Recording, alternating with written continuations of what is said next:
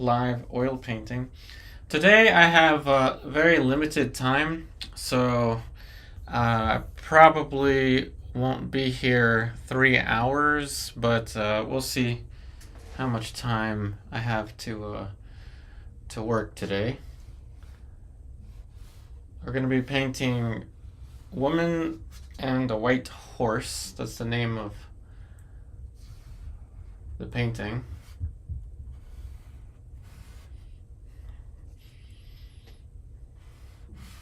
So this is my best guess at the silhouette for the painting today. Hey Tipu, apologize everybody. There was no update in advance that I would be here right now. I didn't really know I'd have the space to myself right now, but I do for now.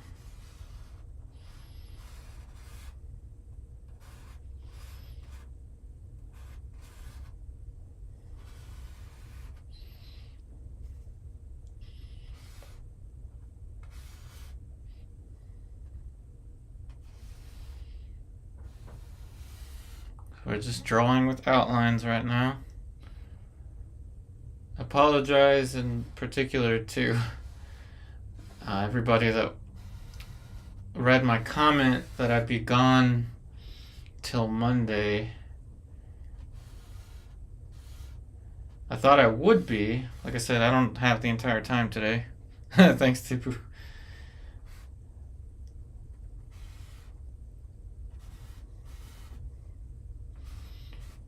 Okay, so the horse is actually going to be taking up more of the composition than the woman. But I've got to get the proportions somewhat right. And I'll use this cheap brush as my little eraser to push some shapes around if I have to push them. The canvas is wet, by the way. Just as usual, just a gray tone. Okay, your hands are going to be here. Shoulders are going to be here.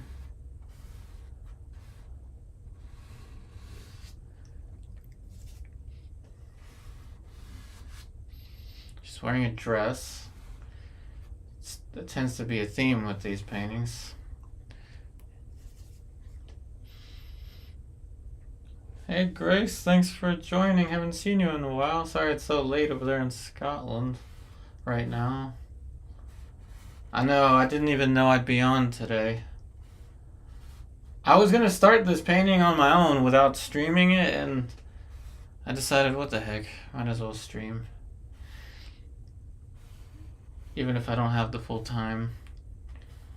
Okay, so the model's head is gonna be a little bit bigger. Somewhere about there. I'm looking at this little empty space. Okay, now I can start to put some light in. The palette is very simple. It is white, a couple yellows, a couple reds, brown, green, a couple blues. Don't concern yourself too much with the color on this one. These videos are not entirely meant to be tutorials. These are more live painting videos where I show you studio work. So a little bit of a departure, from the norm. Okay, so the top of the horse's head.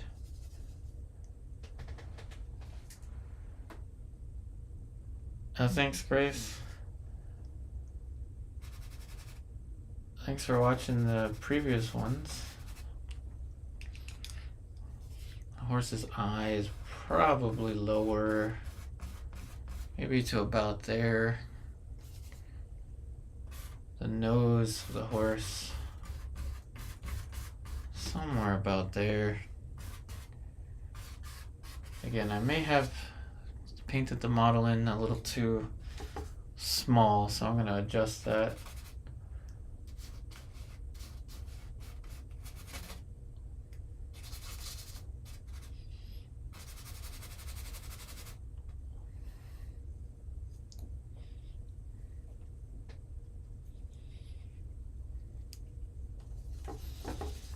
Appreciate the like. We got a like.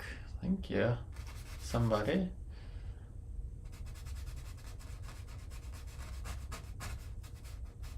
Top plane of the eye. A little bit of an eyelash. It's a little too early for that, but what the heck? Who said we can't put an eyelash in 7 minutes in a painting with 2 models in it?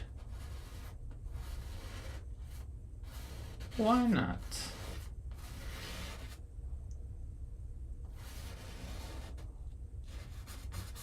Less pressure makes this less light.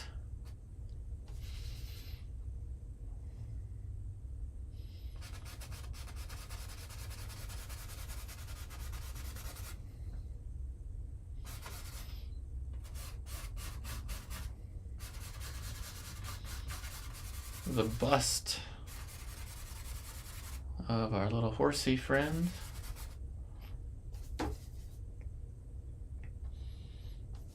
So I have both lead, white, and titanium.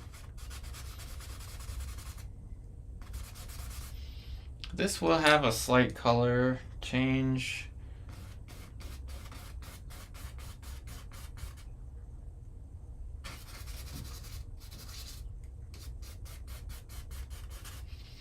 And I can put something in the background. There's gonna be a greenish dark behind here. I'll go in with a phthalo first.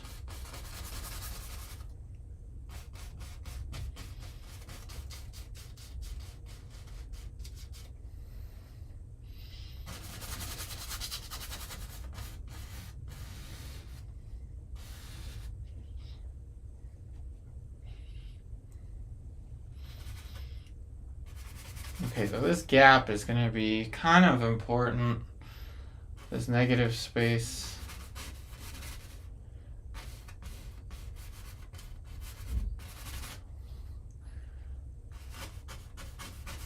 This is a series of paintings that I want to film the process, at least ideally the entire process, but I do want to sell them, so I am kind of in the middle of experimenting with what my aesthetic is with these paintings. Someone wrote a really beautiful comment to me the other day because I was stressing about thinking about what you guys want to watch video wise, and this person said to just relax and paint whatever you want and we'll be here. So let's hope that's the case. There's the hair starting to show quickly there.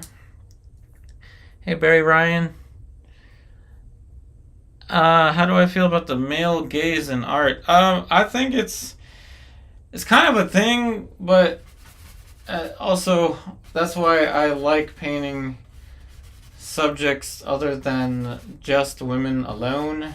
We've got a horse in here. I think that's what you mean. Like, I do think that art is subjective, so what's pretty or beautiful or whatever, it really depends on who's the art critic here. If it's a guy that is in the midst of a very attractive female, then yeah, of course they're gonna really like the paintings that feature, pretty women. It's part of music. It's part of Hollywood. It's kind of part of everything. But I do think it can be overdone. That's why we're doing different stuff. There's a horse in here. Oh, thanks, Grace. Yeah, I'm gonna kind of relax with all those comments that I've been making of what are people gonna watch? I'm scared that people aren't gonna watch my videos. Well, I figure I'm just gonna paint. Alright, so the model's head, there's some serious drawing that's going to happen here. And I basically just took a brush that had, I guess, previous skin tone from another painting. So I'm going to go with the mass-oriented approach here. So I'm going to put in the specifics for this later.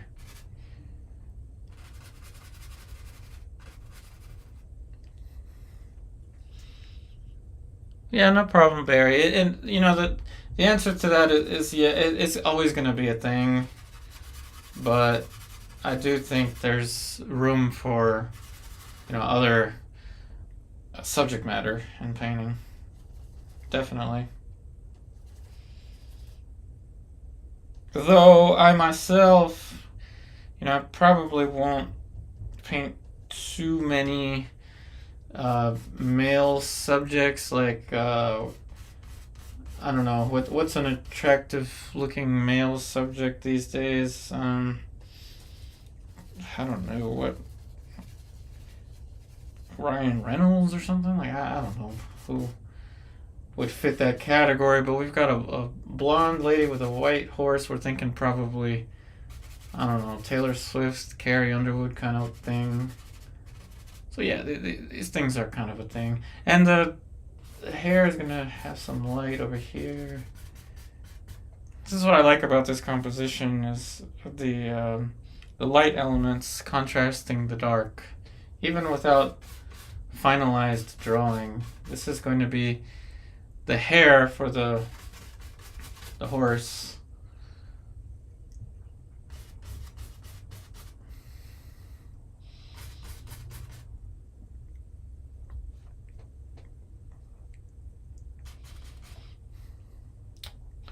Okay, so now a little bit of light. I'm going to change hues a little bit, add some blue. By the way, I uploaded a video yesterday because I wasn't able to stream, about a 30-minute portrait painting technique, and I want to explore that concept a little further for my pre-recordeds.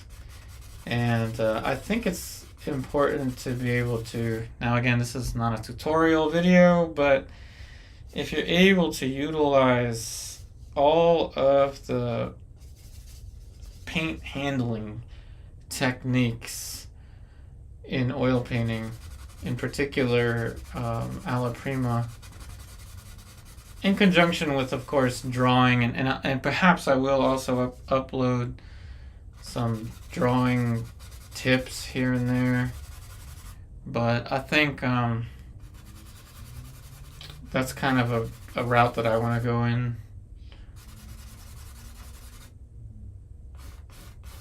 The 30-minute portrait challenge.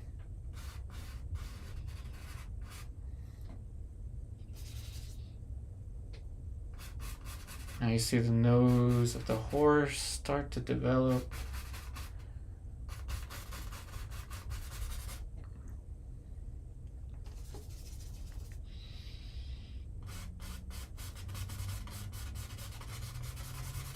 And with every single one of these videos, I want to say something, and I don't want you all to take it the wrong way. I don't want everyone to take it the wrong way, but I'm doing a lot of this for me. It's kind of a discovery of technique, subject matter, and you know, I'm thinking of the video second. So the video is not my primary focus. However, I am concerned about, you know, things I've been bringing up before, and I'm not going to bring it up right now. I'm just going to chill about that stuff, but I want you to know that I don't always have the answer with what I'm painting, how I'm painting it. I don't always have a step-by-step plan. To whoever's listening to this, I think it's important to understand that we're always evolving. You know, like we're always discovering new ways to do things as creators, as artists. And you know, my fear is to just stay still and not progress. So I'm always trying to progress. GG, welcome. Hey, Libertas. I'm glad you liked the surprise. I'm sorry. I didn't know I'd be here. I was going to start this off camera because I have the place to myself for, I think, 2 hours or so. And I almost went to go play pool, but I decided no. I've been thinking about this painting for at least a day, because I did say that this would be a very complicated one on Monday. Thanks, Libertas. Yeah, I did say this would be a very complicated one. Here's some light on the shoulder. Again, I'll figure out the drawing as I go. If I have to re-outline everything, I will.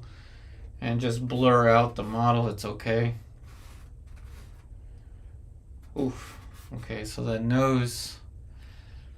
I may have to already change something drastically change something.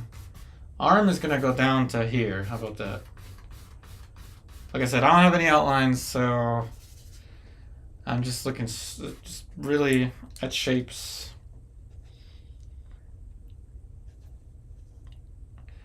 But yes, this is something I need to let you all know. Kind of like the Usher song. The shows you how old I am. The song "This Is My Confessions." This is my confession to all of you. I really don't start these paintings and like plan step 1, step 2, step 3, step 4. I may make it look like it sometimes, and I may make it sound like it, but I don't always know what to do. And I do make a lot of mistakes, especially with drawing.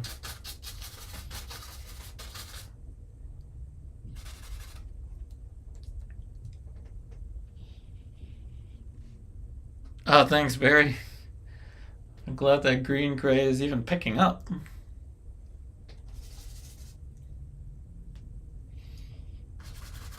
Little musculature for the horse. I'm not even going to pretend to know what that muscle's called. I have no clue.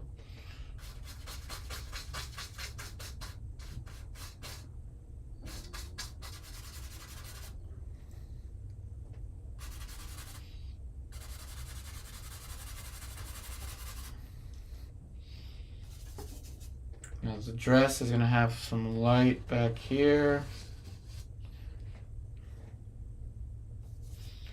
Using lead white number 2 and titanium white Gamblin. Lead white number 2 is a Rublev lead white. It has a walnut oil lead white, so it dries slower than linseed oil, which is what I want. So I want this to dry slow.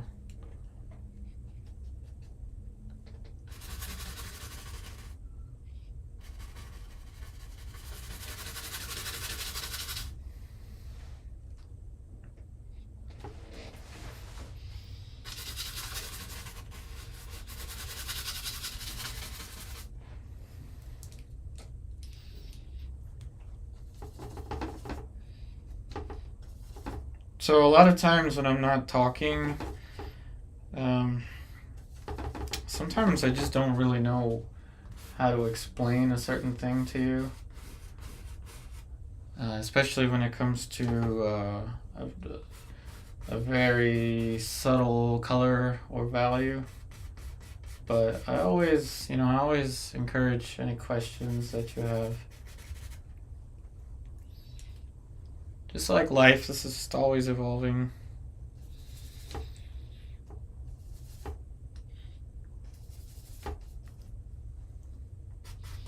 And again, I'm just looking at shapes right now. I'm assuming that I'm going to move things for the model.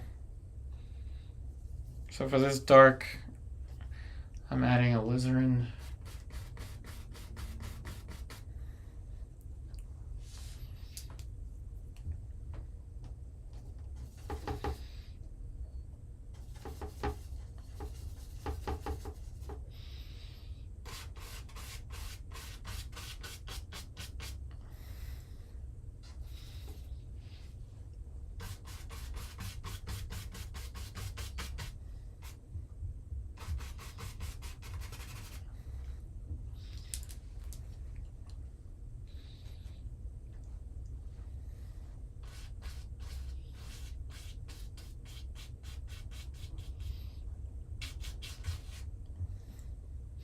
Again, this is the tail of the horse.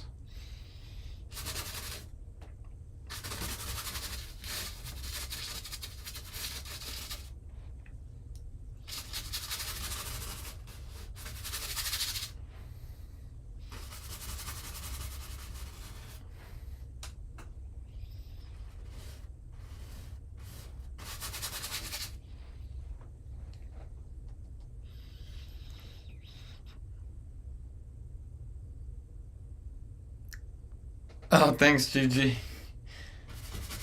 Yeah, I would in the past. I think I was a little smarter back then. I would do a practice painting, yeah. You know, these days I think about these paintings a lot. I choose the references ahead of time, and then I also choose how I'm going to crop and simplify them. I think about these things a lot. It keeps me up at night sometimes. Really thinking about what direction my painting is going to go. Because the literal photograph is just so boring to me.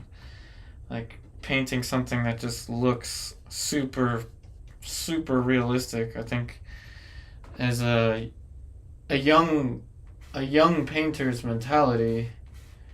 Like just getting kind of when I say young, I mean just like early in a painter's career, not necessarily their age, but it's just something that is more for show, more for look how realistic I can paint. Like there's more to the painting than the realism. But then again, art is subjective, so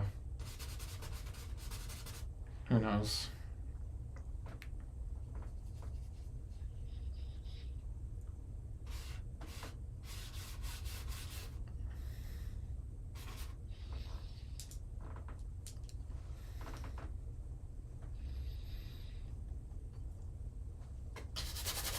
It's that greenish color.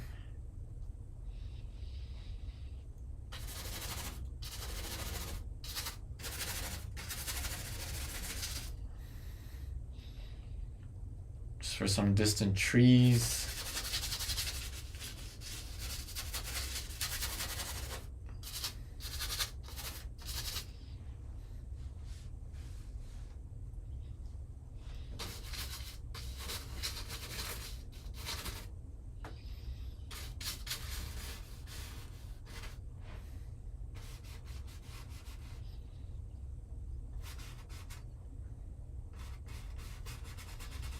So I very much like the composition the way it is. This is something that I myself would consider hanging up on the wall. Just this kind of beauty in the abstract is something I've always been drawn to. But yet an abstract that maintains form. Very much thinking of a combination of John Singer Sargent, Nelson Shanks, Bob Ross, even when it comes to the presentation and technique.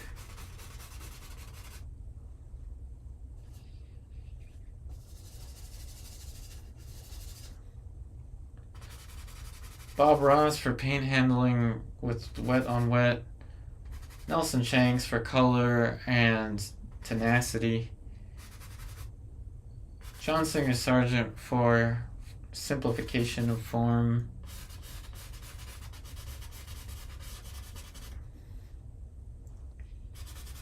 And subject matter wise, I really like the Pre-Raphaelites, in particular John William Waterhouse. I know I've mentioned his name a lot. That presentation, that kind of aesthetic is something I really like.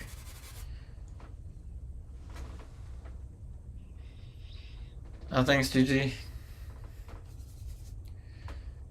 There's something about that aesthetic that really I'm drawn to.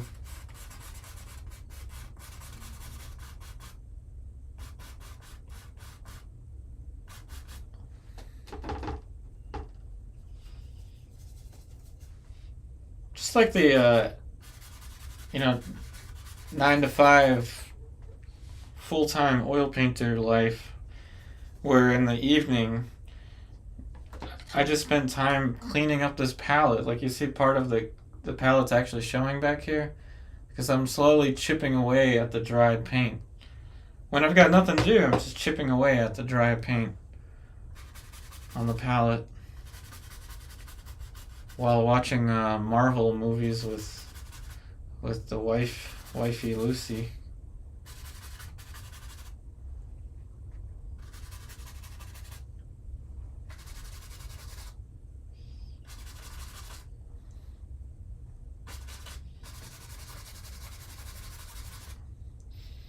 This is the kind of life I've always dreamed of.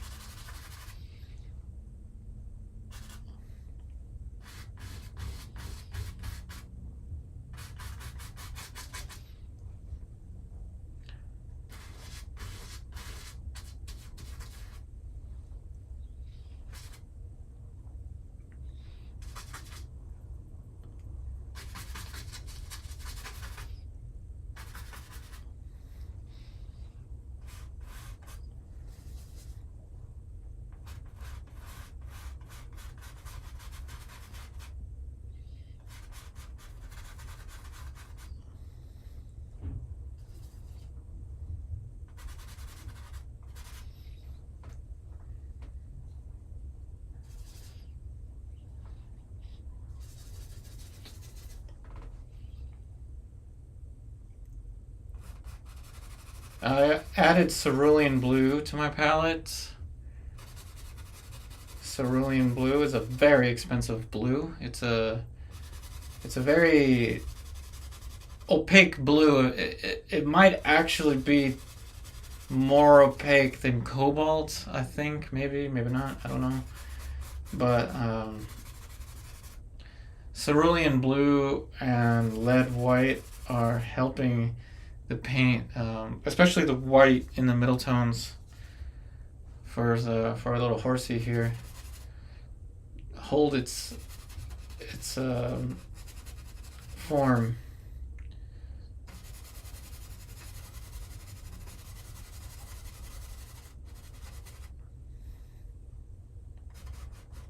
Yeah, I don't know if Bob Ross used lead white.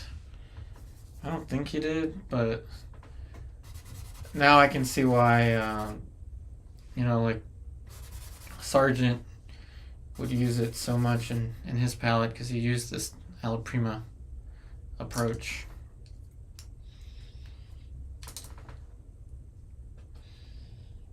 So for blues, I have only two right now. I have phthalo blue and cerulean blue.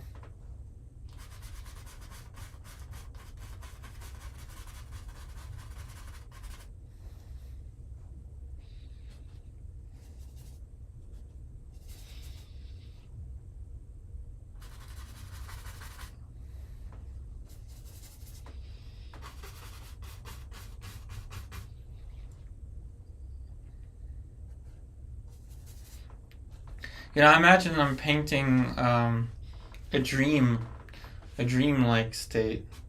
Maybe this is what it looks like in someone's head, remembering, this could be their sister, could be their mother, their wife, or something like that. That's this is what the image looks like in their head when they remember this moment.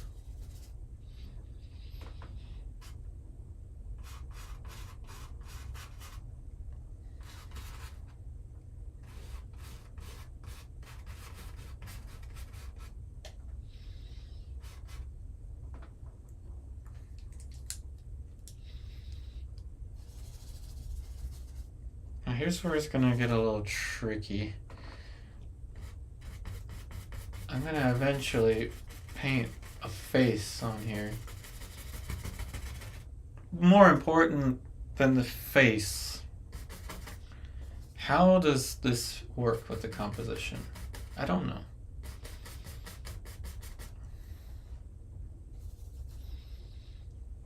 But I do know that the horse, the The back is a little taller.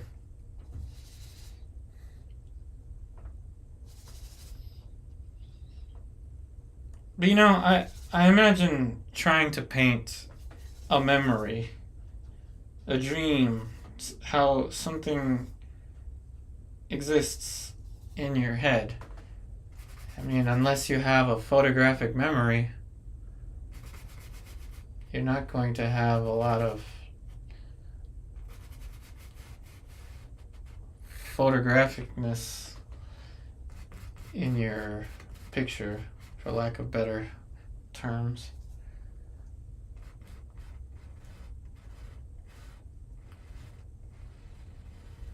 Unless you have a photographic memory, it's not going to look like a photograph in your mind. I think. I don't know.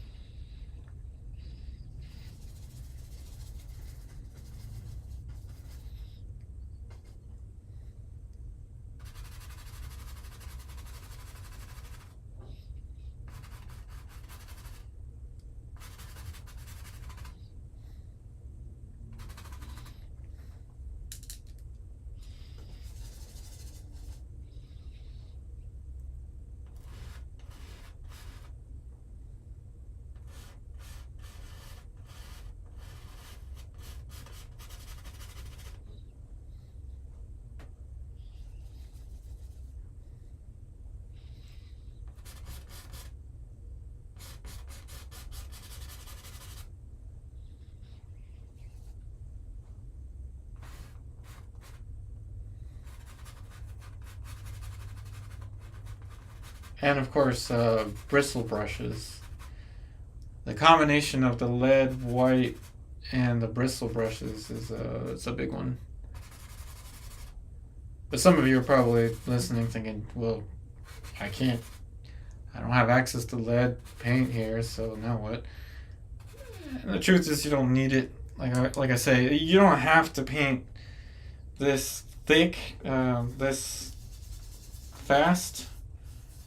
You don't. You could do this with water mixable. You could do this with acrylic.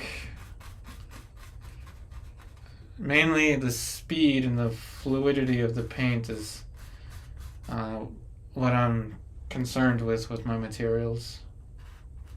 But please don't concern yourself with needing to use what I use.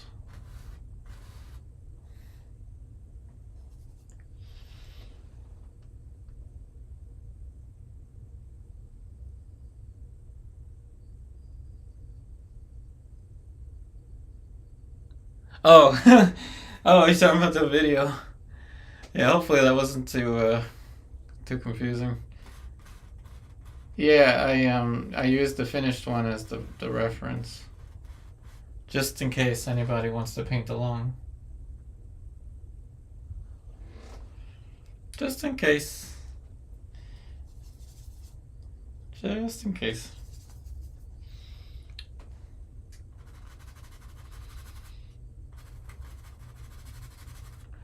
I'm also thinking about what these are going to look like in craft fairs. I'm going to be taking these to craft fairs to sell some prints, hopefully. I won't be selling the originals because I think the originals will probably be too expensive. for what people would want to buy at a craft fair. I think, I don't know. I mean, I'll have them there with a price tag. Which, by the way, with these paintings, I'm thinking probably around 500 for the original oil painting. It will, of course, come with a frame, varnished, everything. Signature, letter of authenticity. Obviously a video, because that's what we're doing.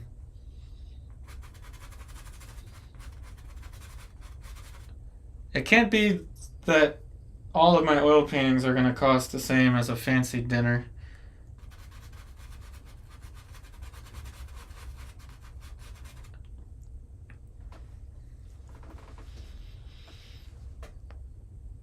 Oh, hey, Mayuka, welcome, welcome. Whoa, 4:22 in the morning over there. Thank you for joining the stream that early for you. Wow. Yeah, it's evening, Mr. Anonymous. I'm not changing my schedule. It's just my wife's on spring break. She works in the school system, so when she's home, I can't stream because we're in a small apartment and it's not fair for her, I don't think. So I usually stream 1:30 p.m. Eastern Daylight Time. Don't usually stream at this time.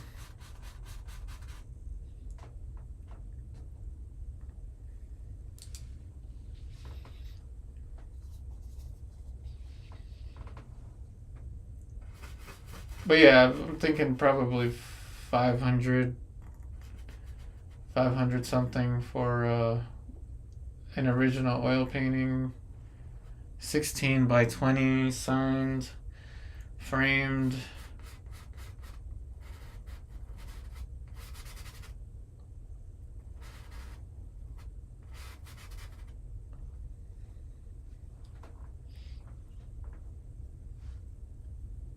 But if anything, it might make it more entertaining for you to watch, in case I do manage to sell one of these at some point.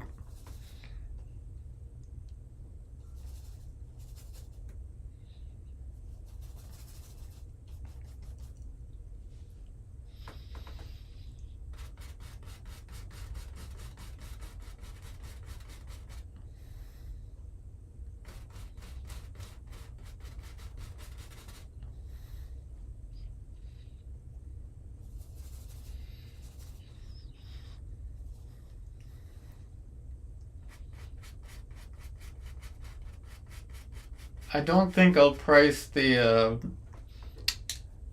9 by 12s the same though.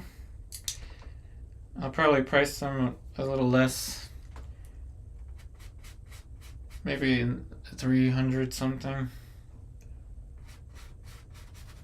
Which again, to me, it's not so good to charge so cheap. I have an Etsy oil painting right now that's $150, and I'm gonna take it off as soon as I remember. I don't want to sell a painting that cheap, so I'm gonna take that one off.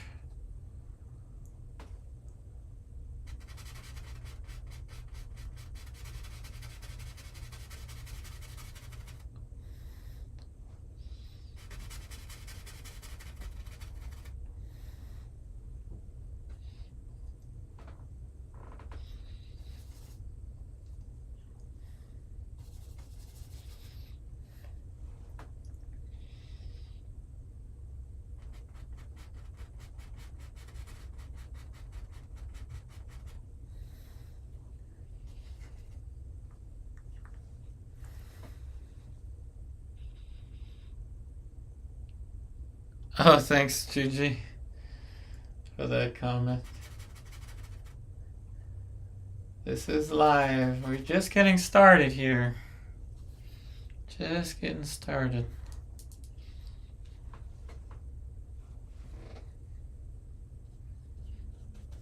But of course, the start is always a very energetic, crucial time for the painting.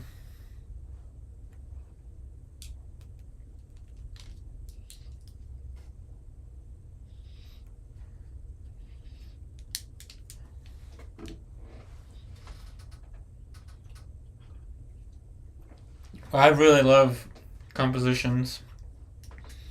I remember when I was in the fourth grade, I would think of lines or like just little shapes, like maybe three zigzags here and then that. I don't know why I'm telling you this, but I would, depending on how my day was going, I would think about a line, how many little wiggles the line had. Sometimes I would think that people would look like cartoons to me, like Doug Funny. I would kind of think of, well, what do they look like in the cartoon world? As a kid, and I first started drawing in elementary school, drawing Dragon Ball Z. And then in middle school, I would draw cars. So yeah, definitely more than 20 years experience for this.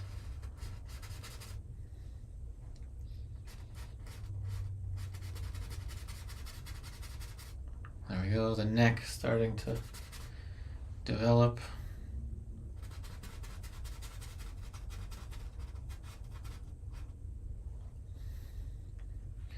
A good composition I really do think it must be felt. There's obviously like no tan, which is just extreme black and white to study what your big picture will look like, but there's something extra that has to go into it.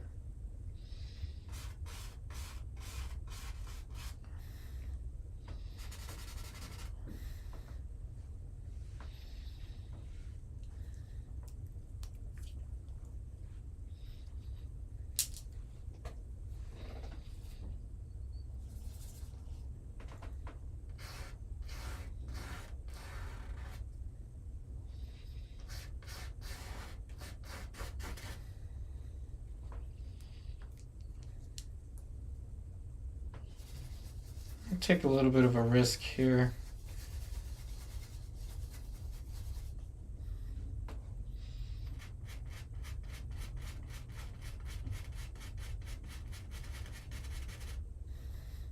I remember one of my big aha moments in painting was when I painted over a finished painting,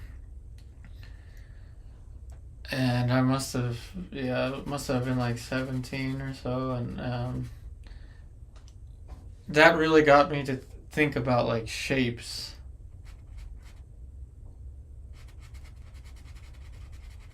Because all I had was shapes, I couldn't put in any outlines.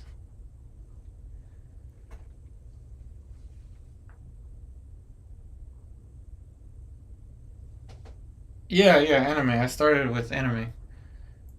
Yeah, in elementary school. And then in middle school, I got into drawing cars.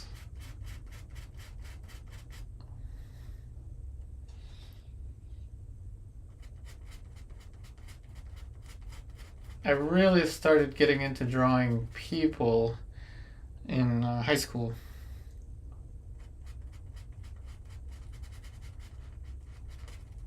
Like real people.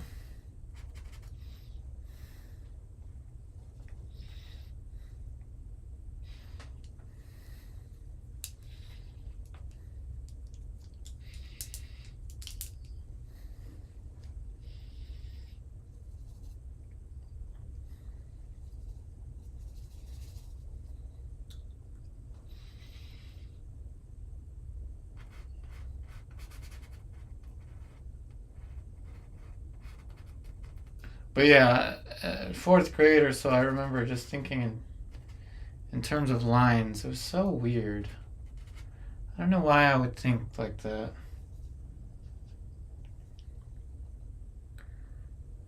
Don't know why.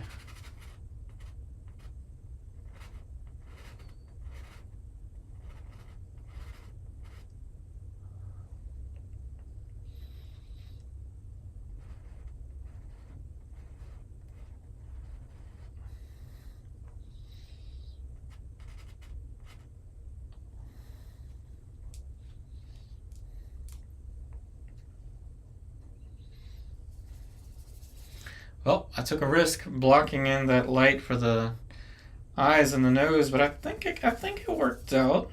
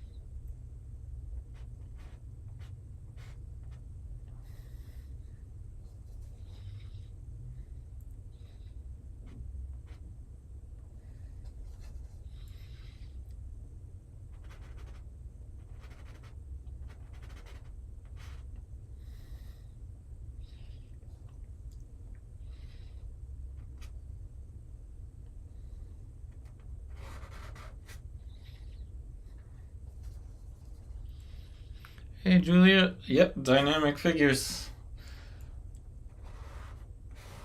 The content is evolving. This is the first double portrait in this series, I think.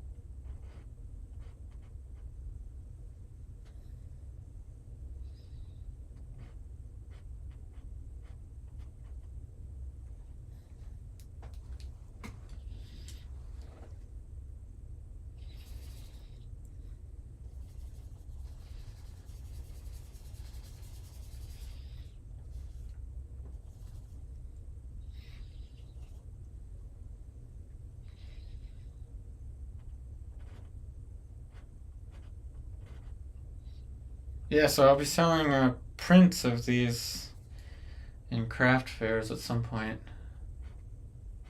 So, I gotta think about the big picture in terms of composition a little more.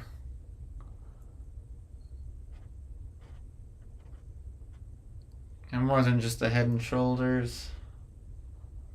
Head and shoulders painting is, at this point, not something I'm as interested in doing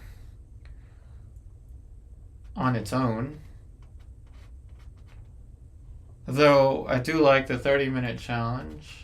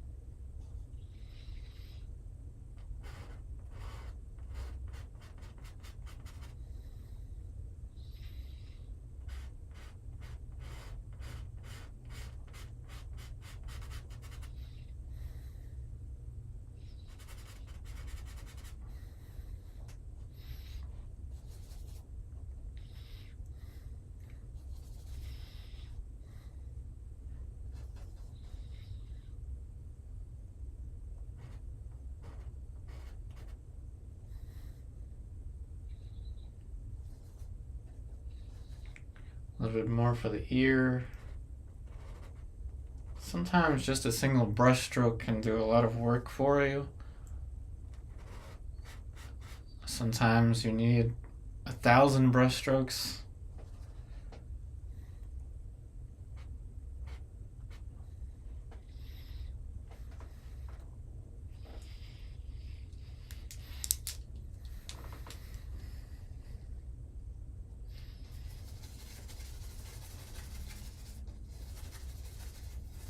Again, a big palette is really useful.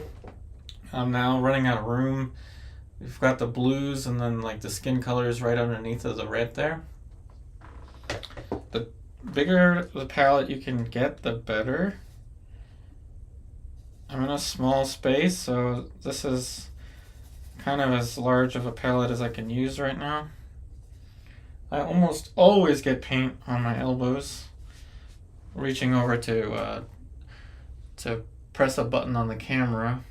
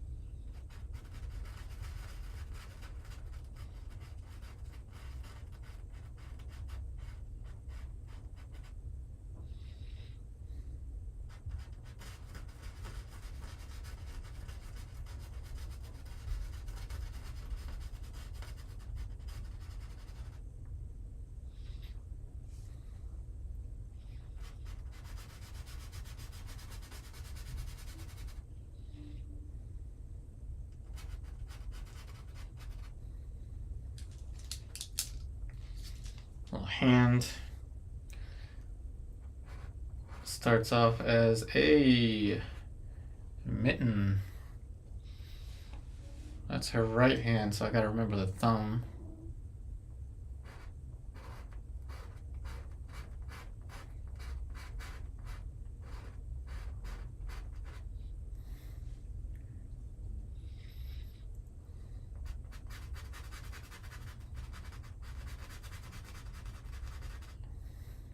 Now it turns into a claw. And then from a claw, with the right shapes, it turns into a hand. But of course, this hand is going to be, there's going to be some of the horse's hair, because we want that flow going this way. Still kind of claw-like, to be honest. Probably missing the thumb, the knuckle for the thumb. A little hint, if you can't get out of the claw stage with your hands, search for the knuckle of the thumb. Think about what a claw doesn't have that we do. It's the opposable thumb. And obviously claws don't have digits like we do, but see, even this little shape right there, and I can add more of a light on the knuckle of the thumb right there. Breaks it out of claw mode a little bit.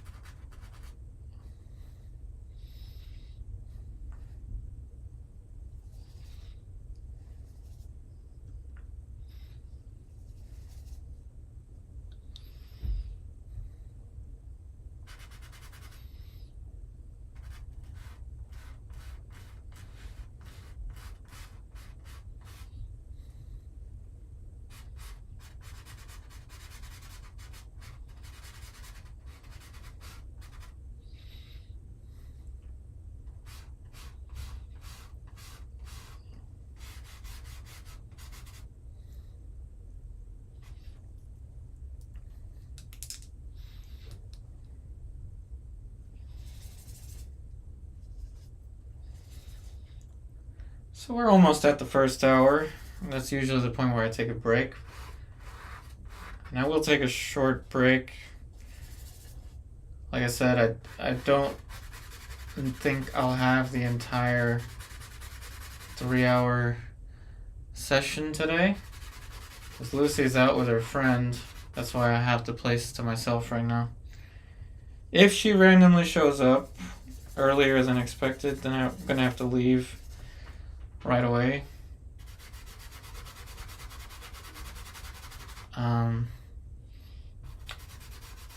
Let's hope that doesn't happen.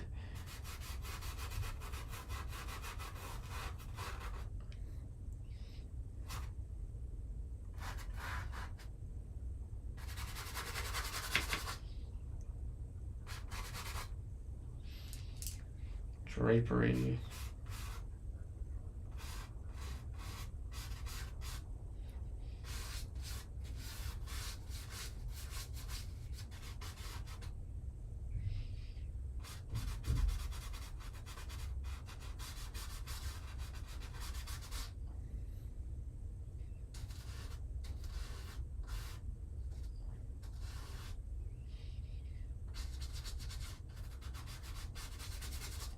So I've got to paint with the quickness here.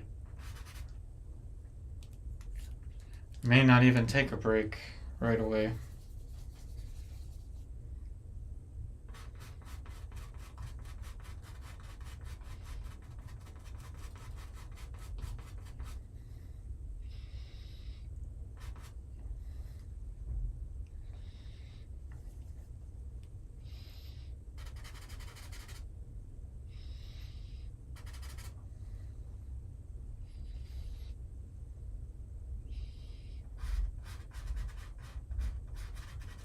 And I think the drawing is alright. It's not too bad. Now, I must admit, there's a little bit of luck involved in the drawing right now. I put zero thought into the drawing, almost a zero thought into the drawing. So if things landed in the right place, which I think they kind of did, it's luck. I just kind of threw shapes down and was thinking more about the composition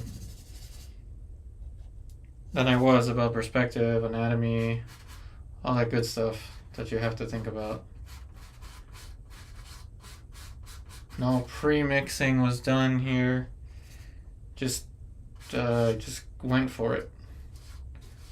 Just like skaters will do, we'll say just full send it.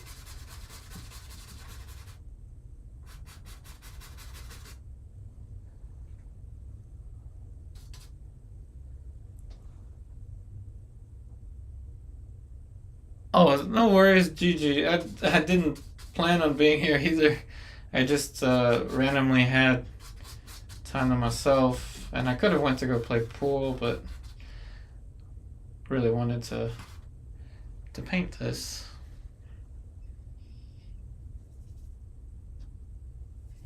But thanks for joining.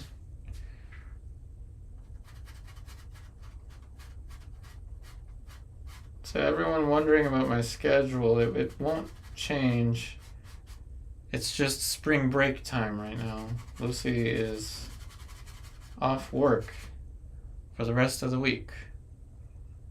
So I won't be here. I'm not scheduled to be here until Monday.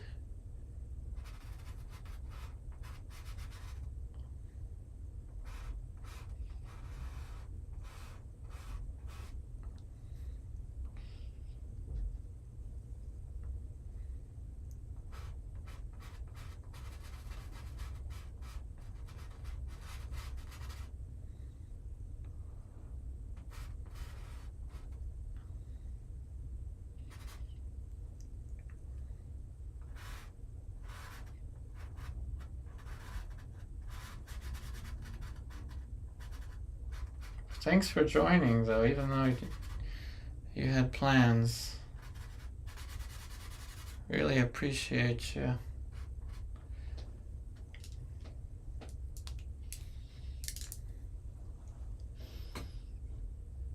Yeah, my feet are feeling better. I can jump. I'm gonna start running soon.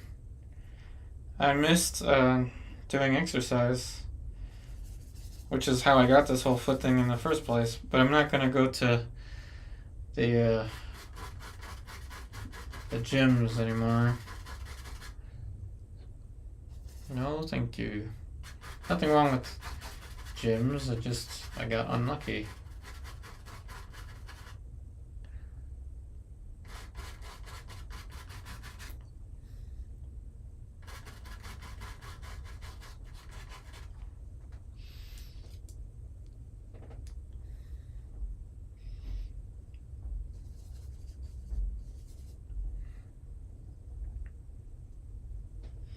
Oh, thanks, GG. We just threw down, I guess. 1 hour is a painting time, and we just laid it down.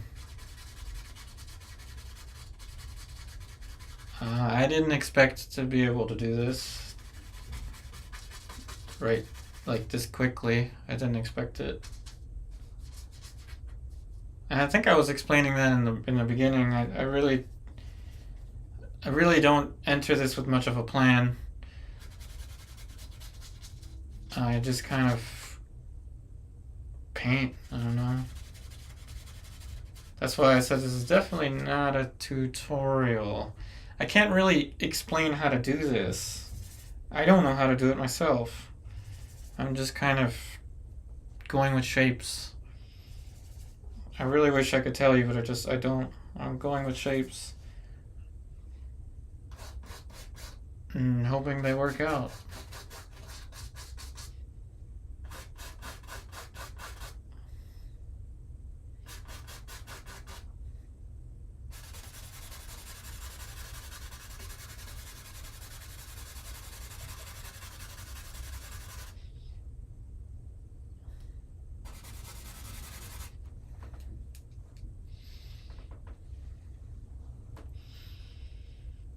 Oh, thanks, Gigi.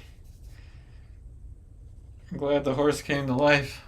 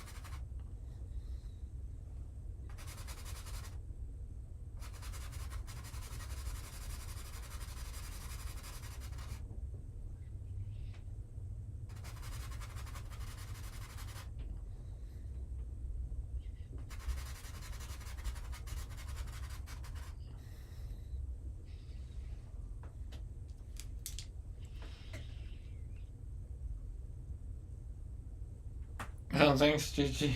Yeah, no, I haven't taken my first break yet. I'm 7 minutes over, but I'm a little anxious of Lucy's showing up early.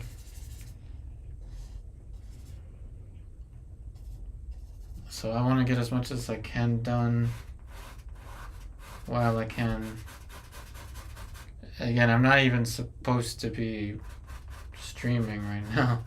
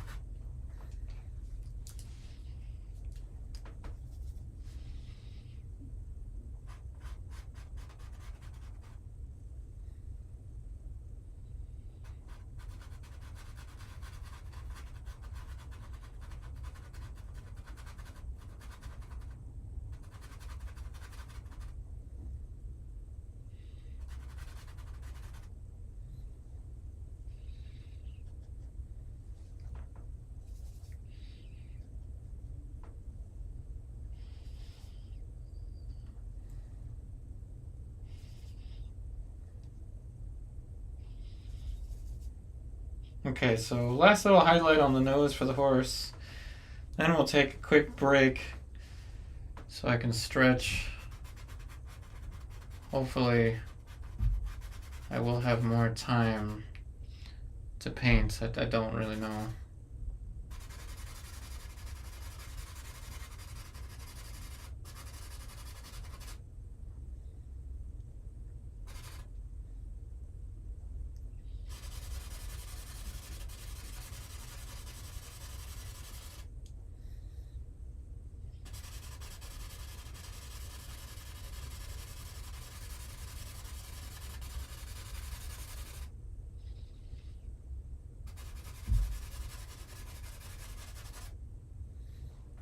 Okay, I did say last little highlight, but it's kind of like when your friends are playing pool with you and they're like, all right, last game, last game.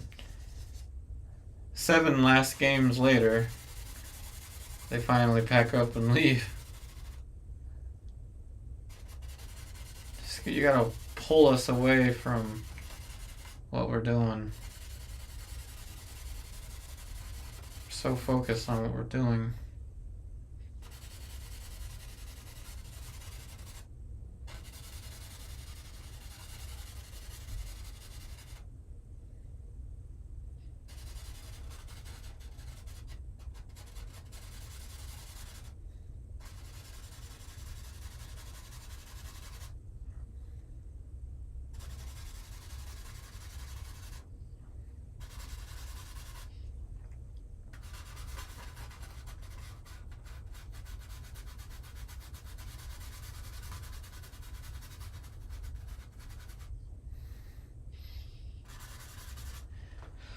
Okie dokie.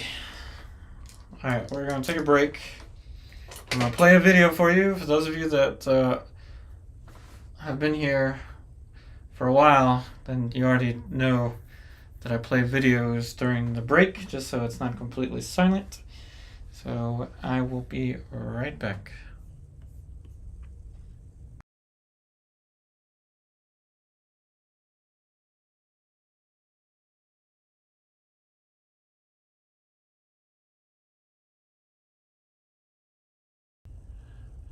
What's going on, YouTube? Welcome to another break time quick 5 to 7 minute oil painting.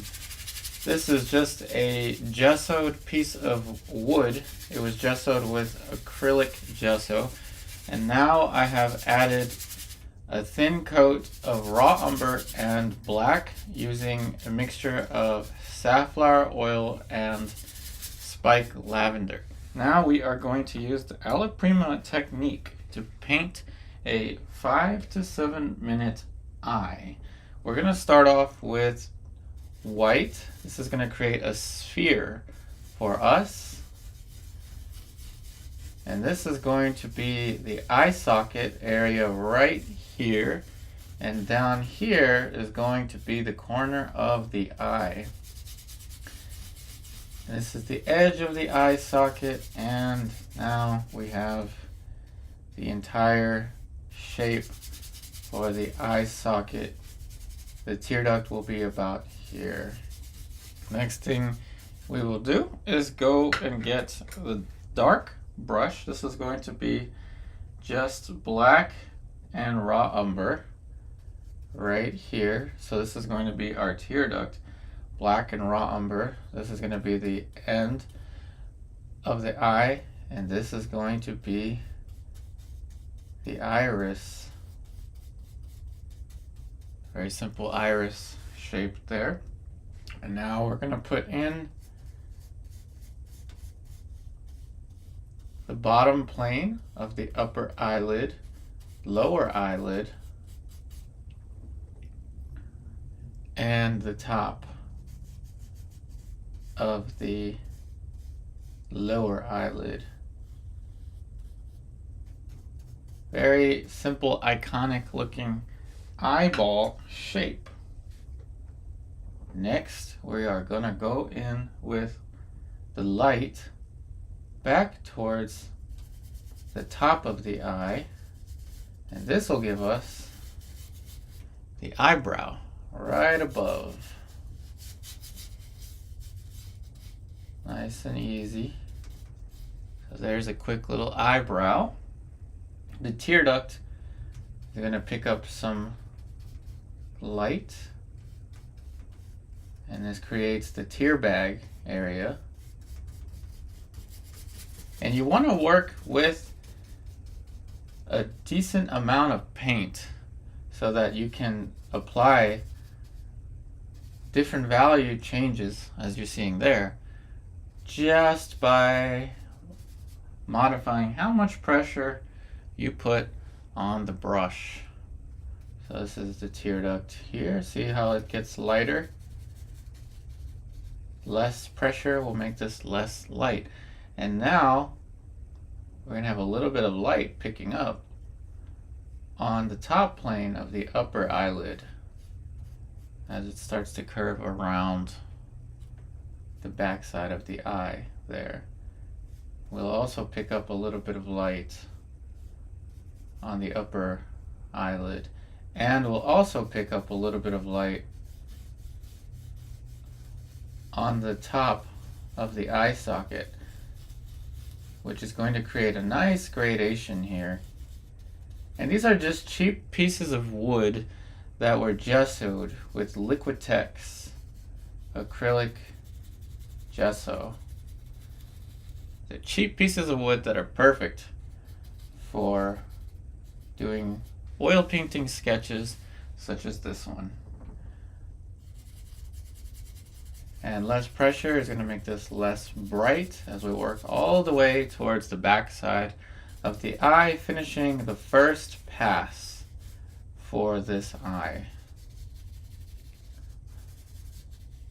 Next thing we are going to do is add more light to the top, giving us close to our brightest light. And you can paint this in 5 to 7 minutes at home for practice. Simple practice. Now a little bit of light for the sclera. Remember, the sclera, the white of the eye, is not white, but rather some type of middle value. Now this painting is of course going to be in monochrome, meaning we're not going to add any values. But if you want to add, color, it's going to be in monochrome, which means we're not adding any color. But if you want to add color, you certainly can. But you see how much you can do without any need of color. And see how you can create this little gradation here with just white, black, and umber. And now we're going to add our darkest dark, which is going to be raw umber with a little bit of black for the pupil right there. And depending on the model, there may be some darker eyelashes, so we can add those eyelashes. The dark for the eyelashes here. And it all depends on the model. And we can adjust the eyebrows with the same brush, wet into wet. Depending on if the model has thick eyebrows, soft eyebrows, it's up to you. You can create whatever eyebrows you want. And what I want you to do is, if you can help me out and do this 5 to 7 minute study on Instagram, post it with a hashtag #UpariArtist. And this is the final light. Like I said, that's going to be the brightest light. And that is your 5 to 7 minute simple alla prima wet on wet eye. I hope you enjoyed this break time painting video.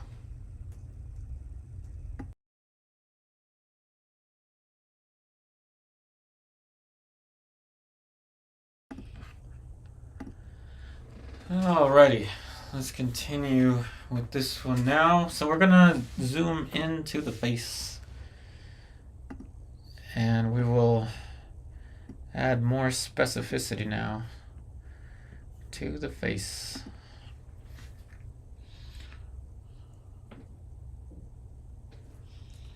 Again, I don't know how much time I have, so not sure if I'll have the entire 3 hours, but we'll see what we can do.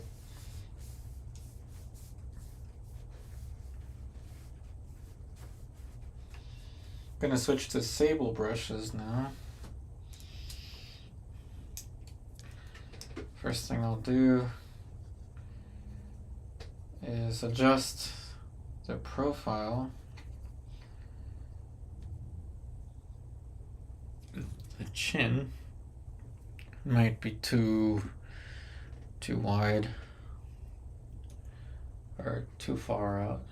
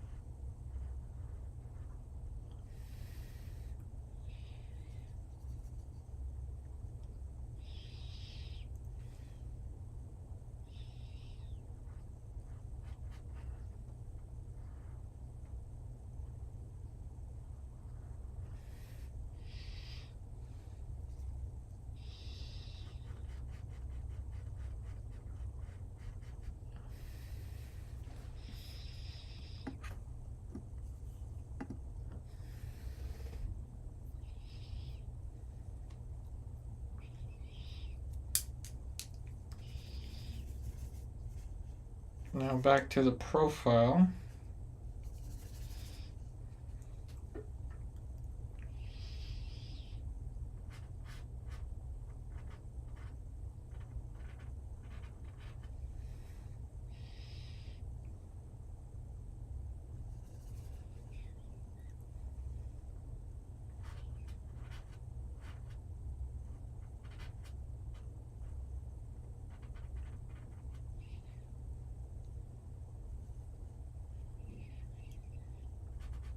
Appreciate all the likes, everybody.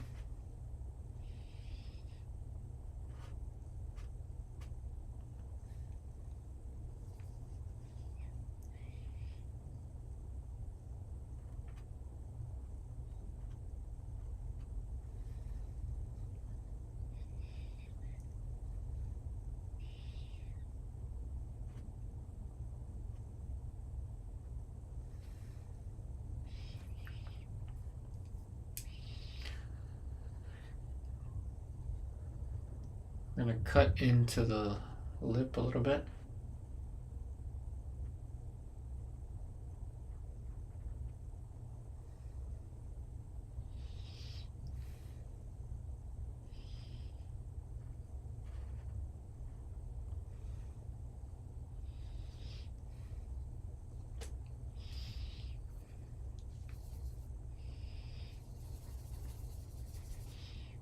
More of a red for the lip.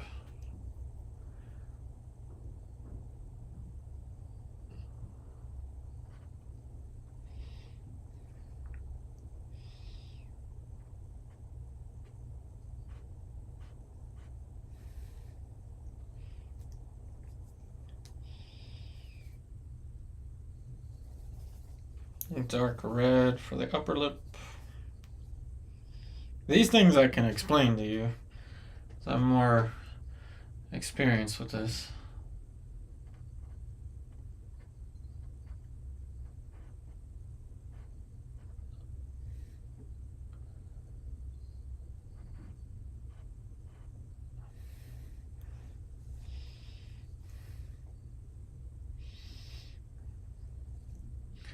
This value might be too light.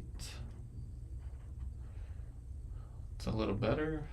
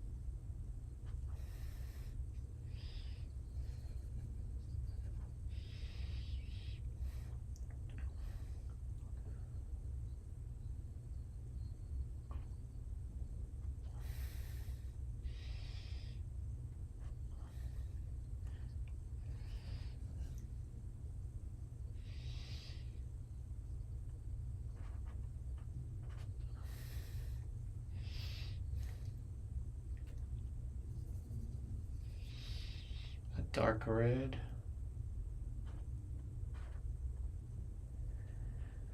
Whew, alright. This is a little difficult. I should have a maul stick somewhere.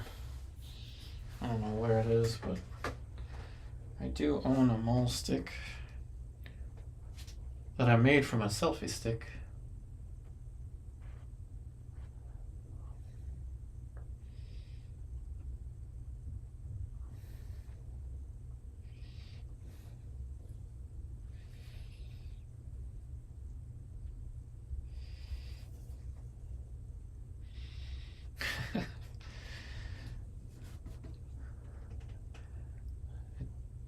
Didn't notice I left an eyebrow here.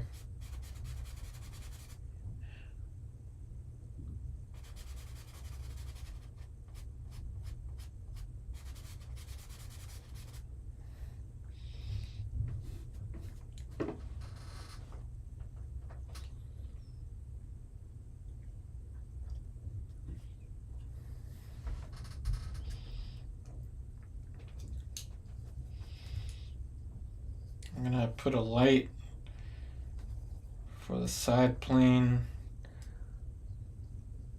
of the top of the nose. Ugh, I got paint on the handle of the brush. Again, don't use lead white if you get paint on your hands a lot, like me.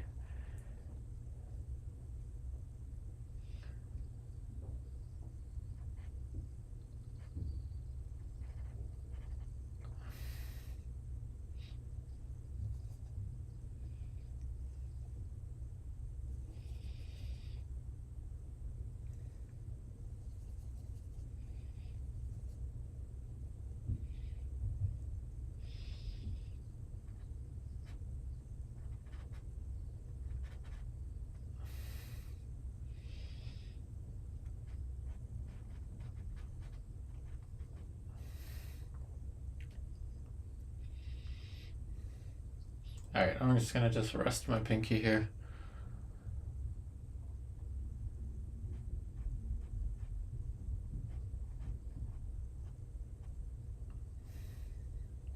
Edge of the eye.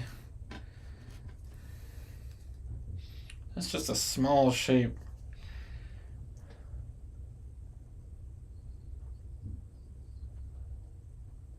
Gotta hold your breath for that. Okay, good. We got it. We got it. Almost lost that shape, but we got it.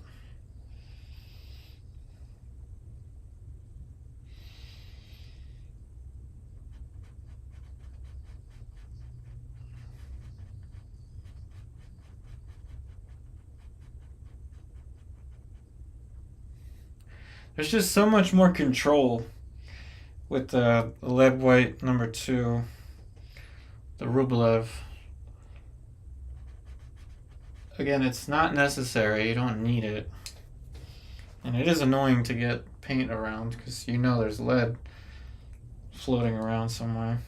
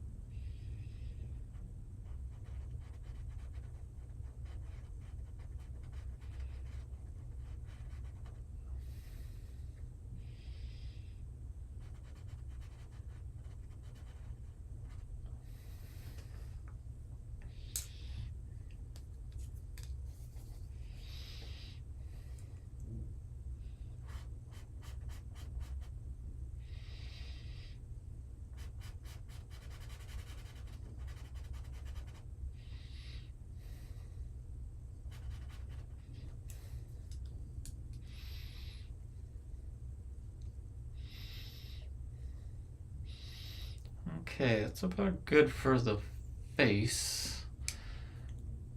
Now let's move on to the shoulder.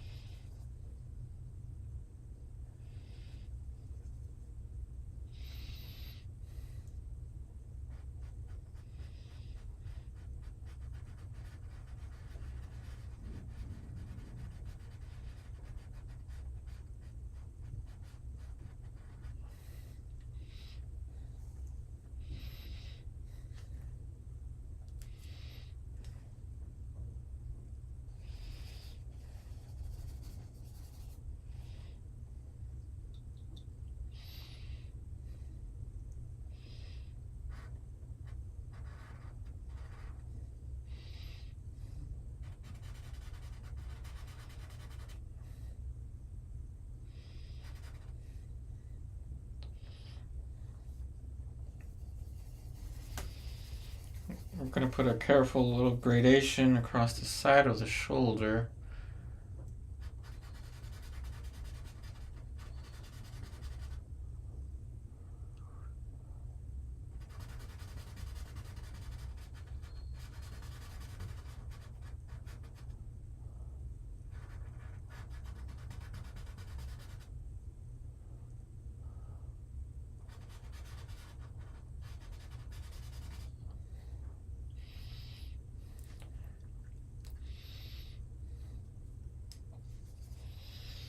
There's going to be some light on the clavicle.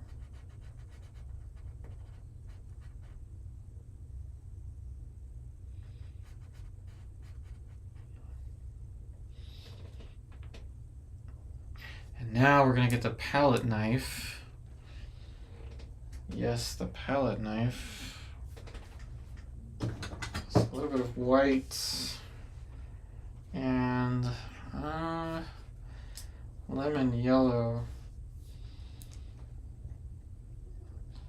I'm going to use both lead white and titanium white.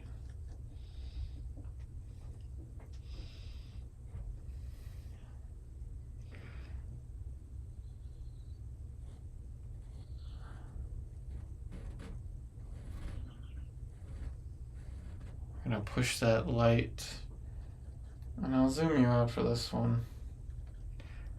This is going to be kind of important to the big picture.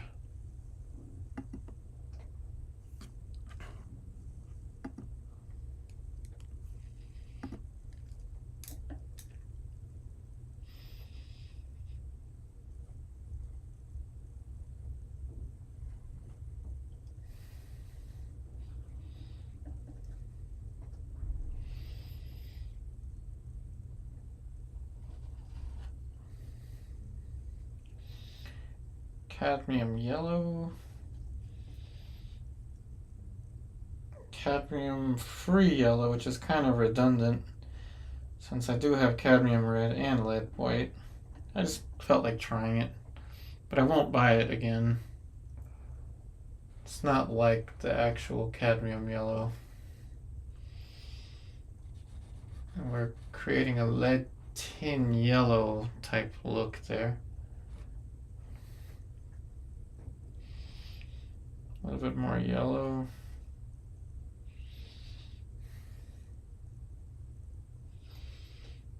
Right here.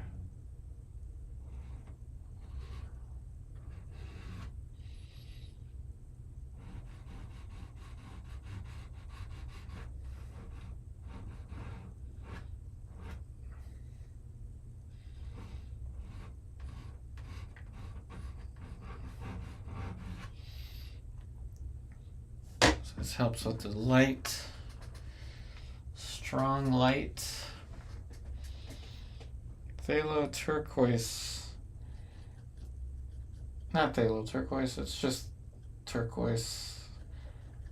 A turquoise type color, which we're going to make with phthalo blue, white, and lemon yellow.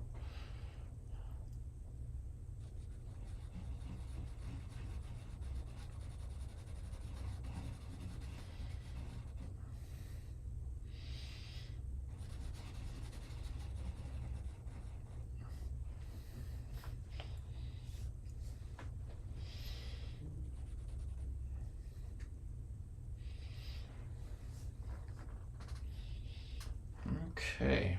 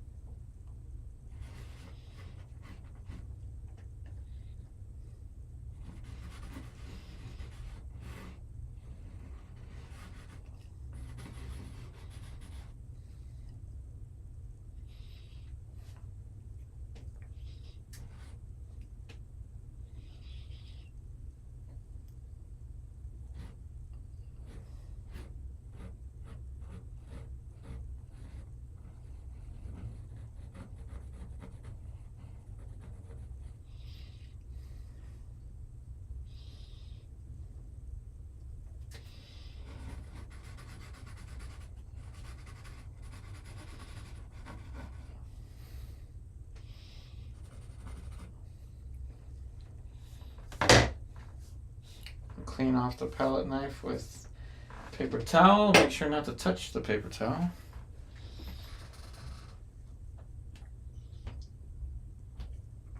Now, of course, we'll need some more elements for the big picture, in particular with the background.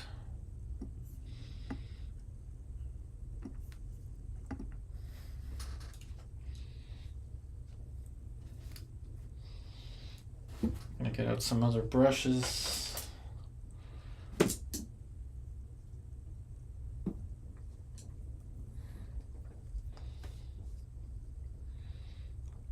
Phthalo blue and black.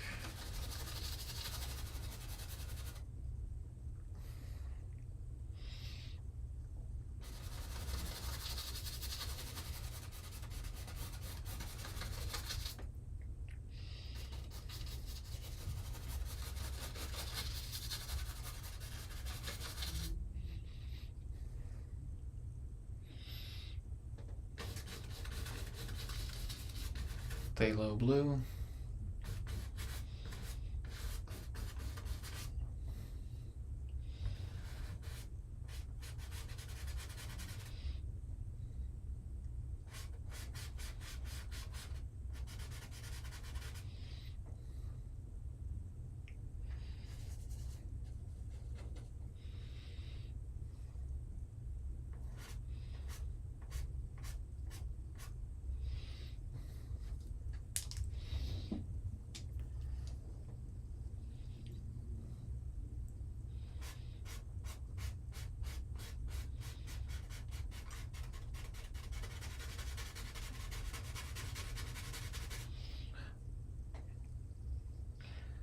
More planes and the light for the hair.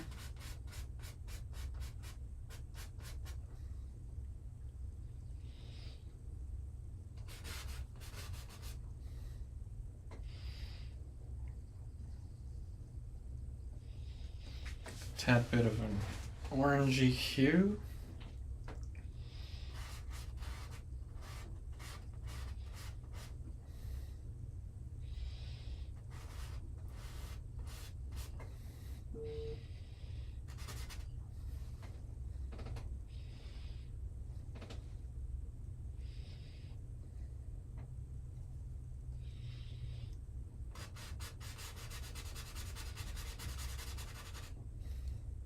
See how fun painting hair can be?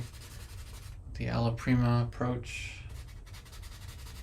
No need for glazing or anything special.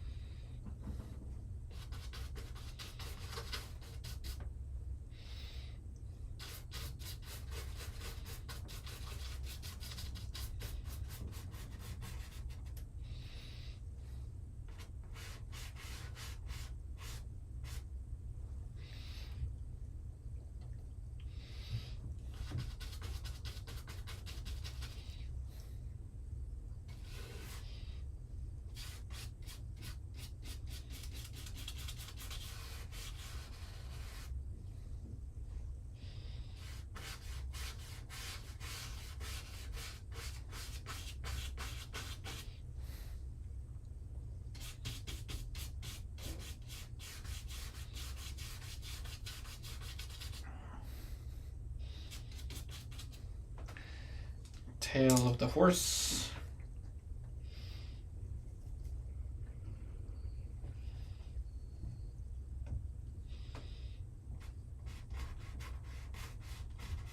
Let's get a fan brush, a cheap one. This is too thick, so let's push this out.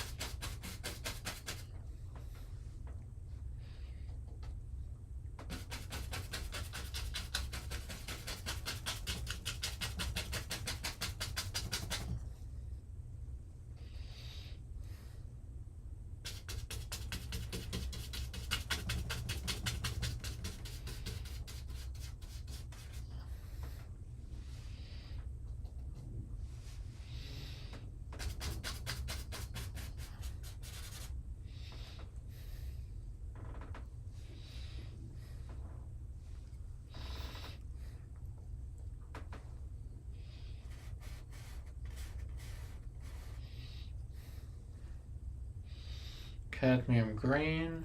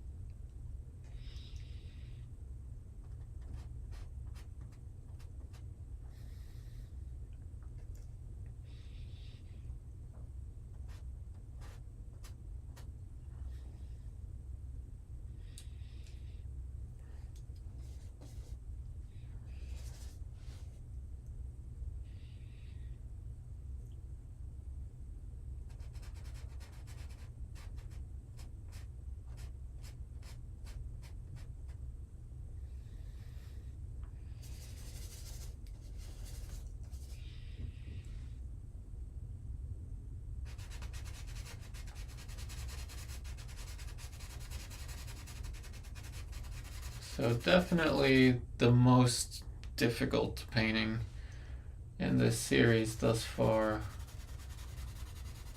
feel like I say that at least once each week, so we're really pushing what we can do.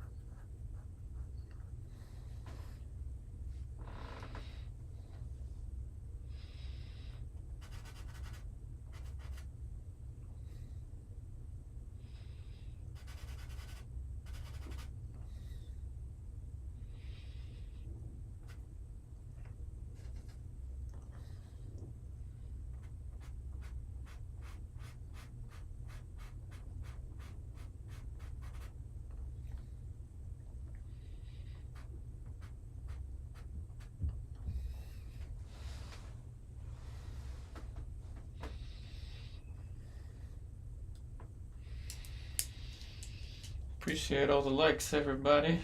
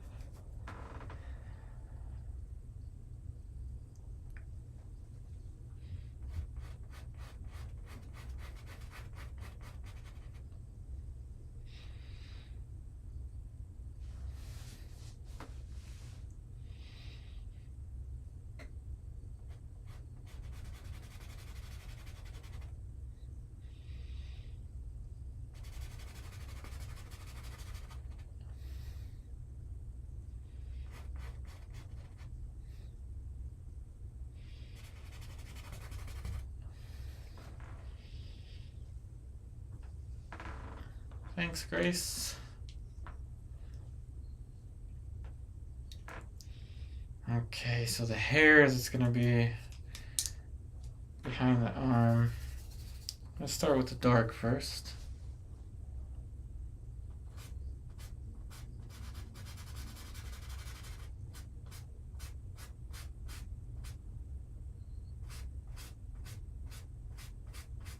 And it has to continue with this flow, composition.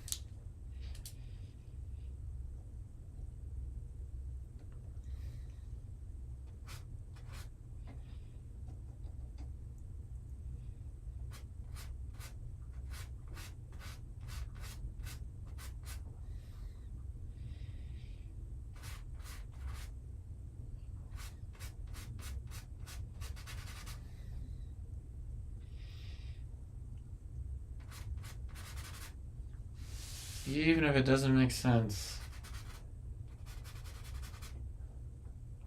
it has to fit with this composition. See this motion?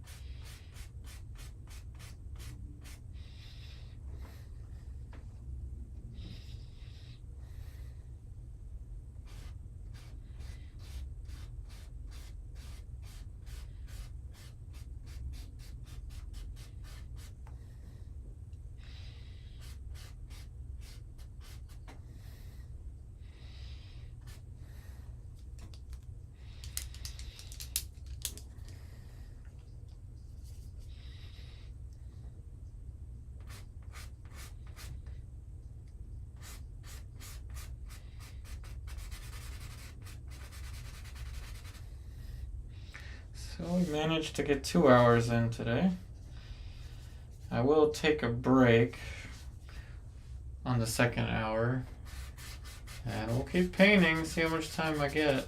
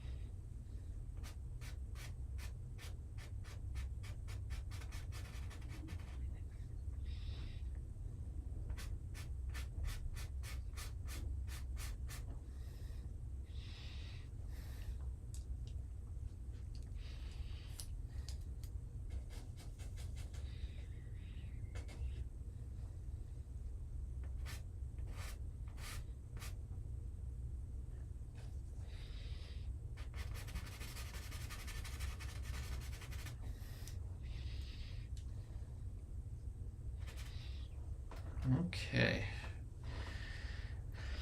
Alrighty, so that is the second hour. We're gonna go ahead and take a break. Anybody that's new, I will play a video during the break that is instructional. So in case you want to listen to something instructional from me, that's going to play really soon.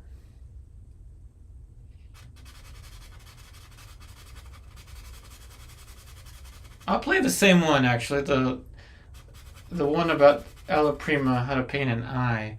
Really pay attention to that because that's the technique that I use for all of these forms.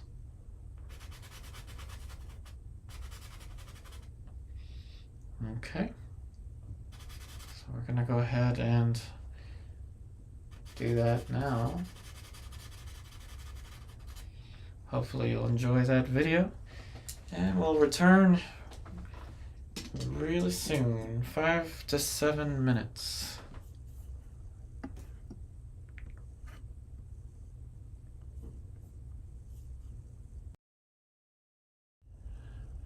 What's going on, YouTube? Welcome to another break time quick 5 to 7 minute oil painting. This is just a gessoed piece of wood. It was gessoed with acrylic gesso. And now I have added a thin coat of raw umber and black using a mixture of safflower oil and spike lavender. Now we are going to use the alla prima technique to paint a 5 to 7 minute eye. We're going to start off with white. This is going to create a sphere for us. And this is going to be the eye socket area right here. And down here is going to be the corner of the eye. This is the edge of the eye socket, and now we have the entire shape for the eye socket. The tear duct will be about here.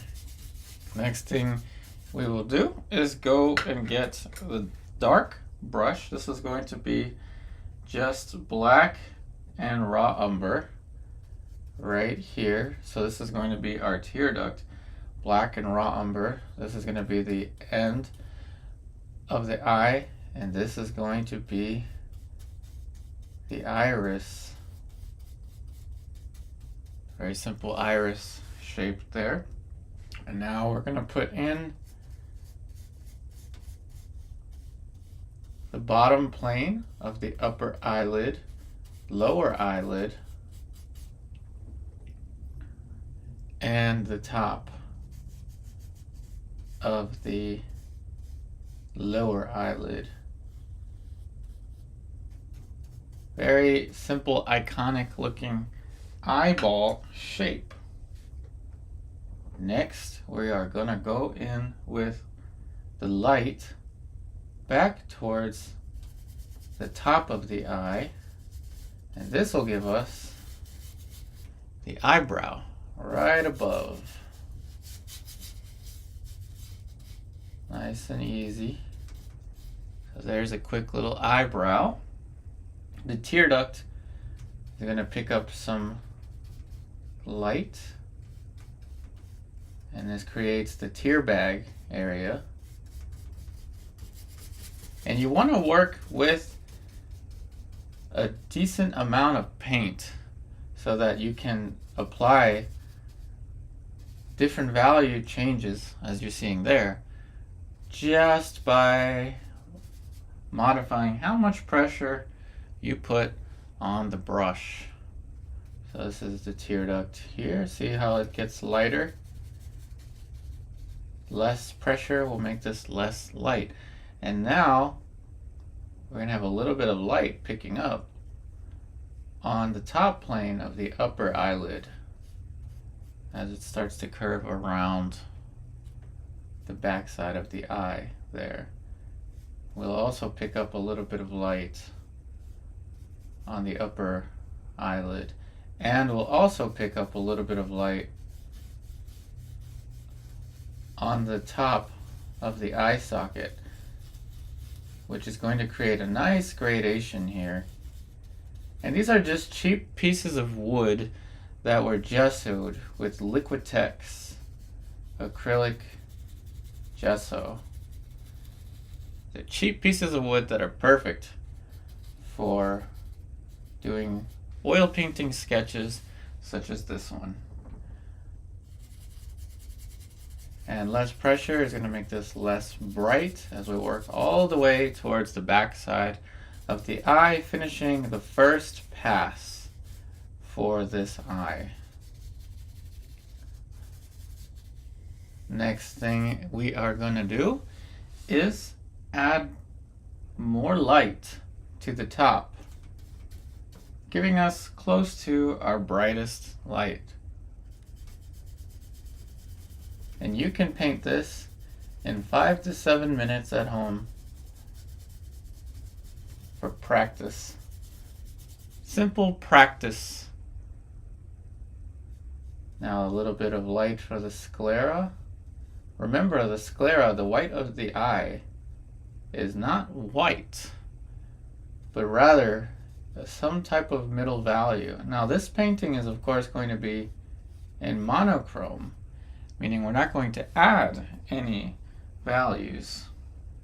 But if you want to add, color, it's going to be in monochrome, which means we're not adding any color. But if you want to add color, you certainly can. But you see how much you can do without any need of color. And see how you can create this little gradation here with just white, black, and umber. And now we're going to add our darkest dark, which is going to be raw umber with a little bit of black for the pupil right there. And depending on the model, there may be some darker eyelashes, so we can add those eyelashes. The dark for the eyelashes here. And it all depends on the model. And we can adjust the eyebrows with the same brush, wet into wet. Depending on if the model has thick eyebrows, soft eyebrows, it's up to you. You can create whatever eyebrows you want.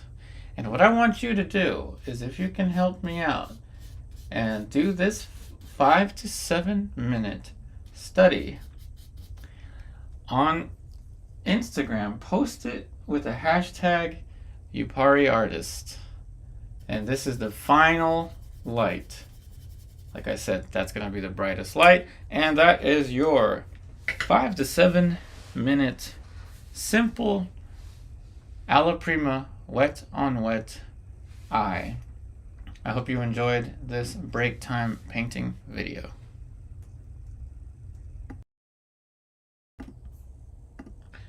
And yes, that exact same approach is what I used for everything, especially the light that you saw develop on the horse. That's why we were able to paint the horse so quickly.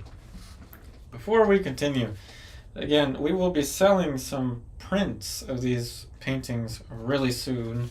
So I've already got the prints ready to market them. Pretty nice and thick paper. So we've got your prints. Thick paper. Art prints for sale. These will be, I'm thinking we're gonna charge about $25 each one. So let me get these out of here though before I paint. Last thing I want to do is get paint on these.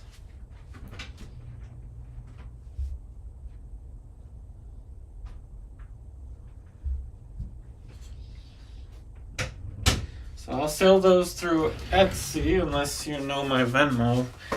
You can Venmo me. Let me know your address and I'll just send it to you. Okay, alrighty. So let's go ahead and add some more form. Let's return to the face.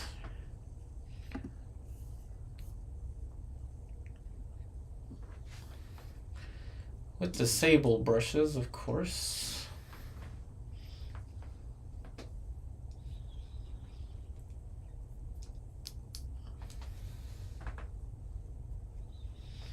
So 25 an art print if you're interested. That's one of the big things about this series is to sell the prints.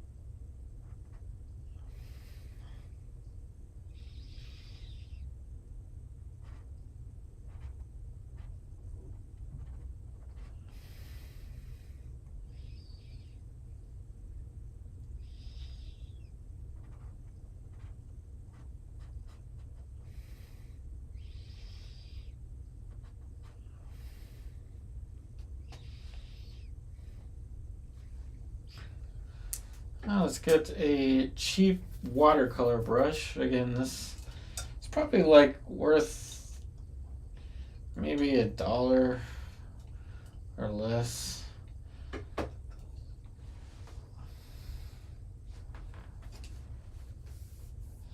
Out of my container of linseed oil because I don't clean brushes. I know you're supposed to, but because I've got lead and all kinds of stuff that I don't want in the sink in this apartment, I just leave them in a jar of linseed oil.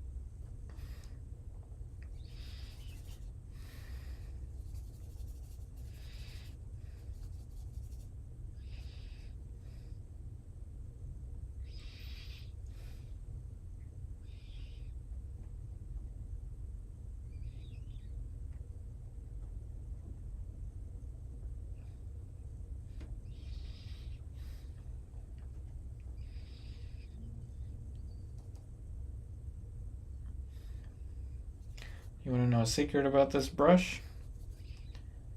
This cheap watercolor brush? You want to know where it came from? You wouldn't believe it. Especially with what I'm painting right now.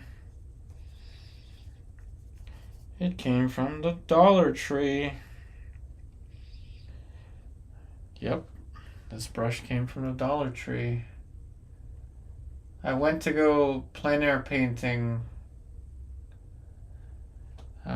watercolor plein air painting a couple months ago, and I forgot my brushes. Of all things, I brought everything and forgot my brushes.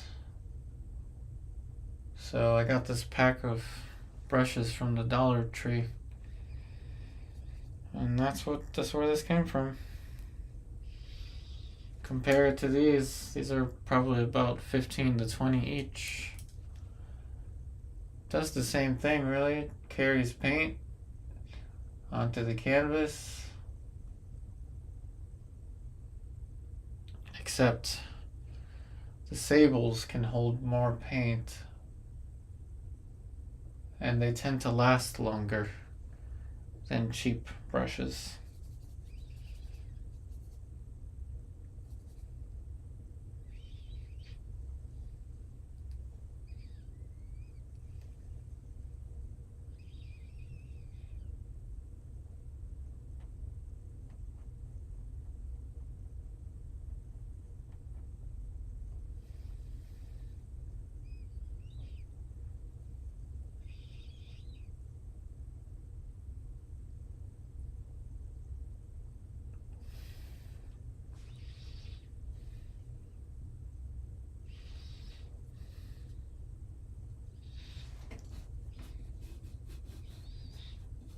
This brush, same story. This is an Artist Loft brush.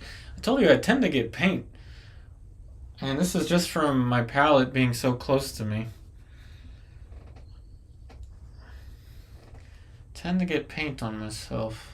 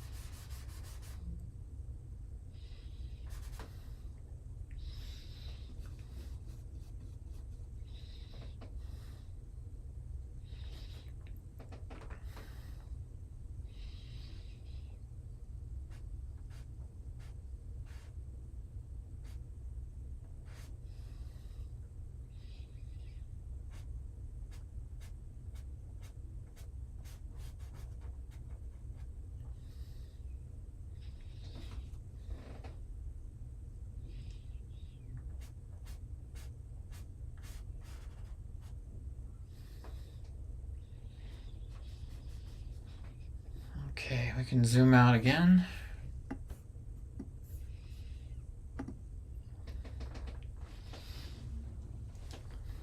Maybe a little more for the background. Yet again.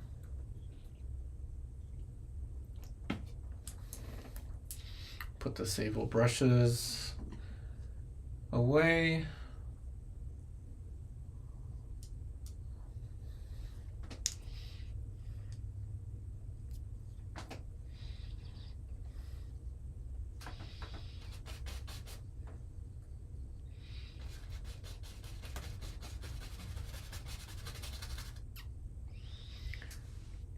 Hey, Oling Dog Design.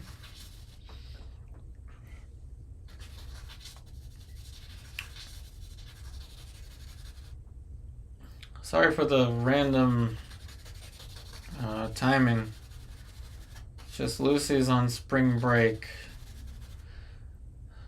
She works in the school system, so the office is closed. She's not in for the next couple days, so I didn't have the place to myself to stream.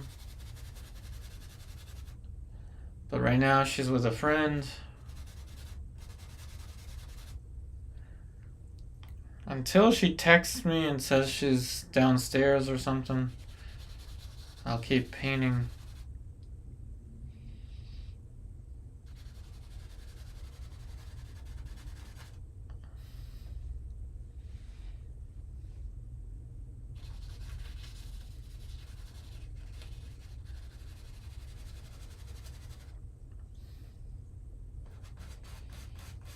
And not to blame her for anything, it's just we're in a studio apartment, so the room is real tiny. It's not fair for me to stream while she's here.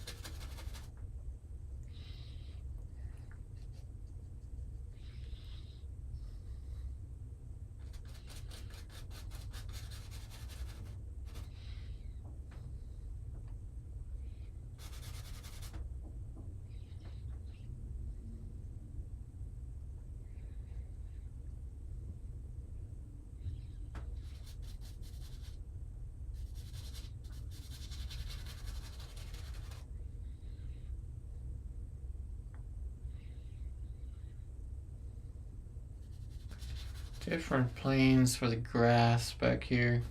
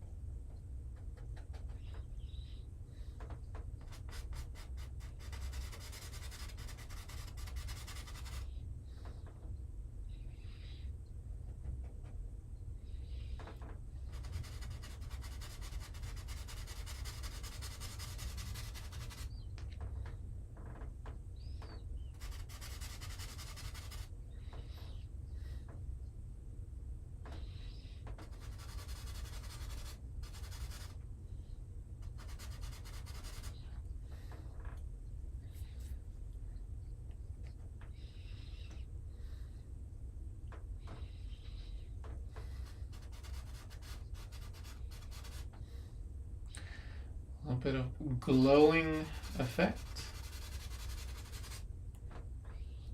This area also happened to be too thin, so I needed to add paint to it anyway.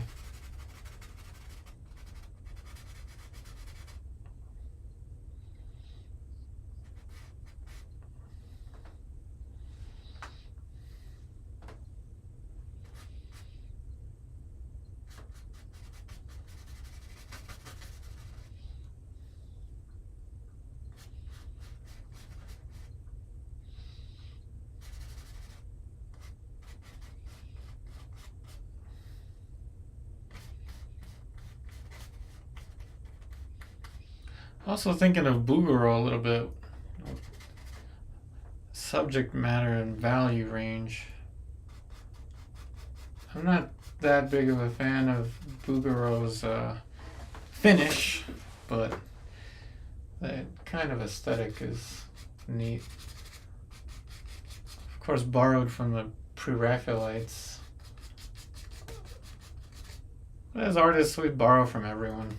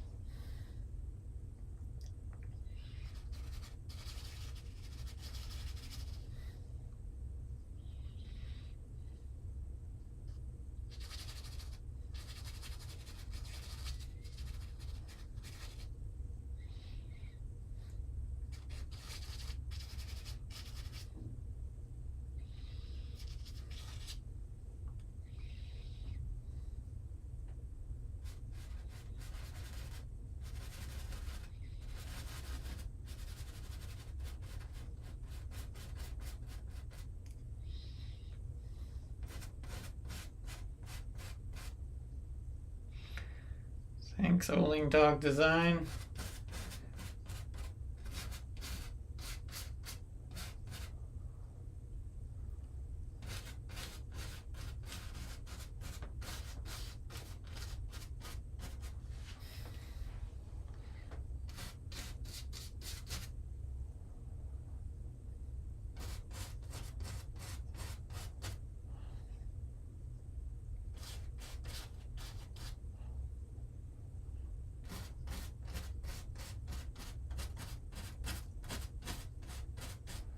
I'm so glad I switched to these bigger canvases.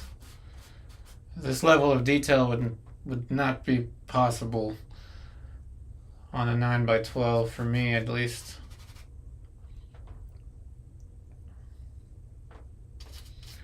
This is a 16x20, and there she is, folks. There is Lucy. So we managed to paint for 2 hours 30 minutes, and I'm gonna mute the audio so I can talk to her.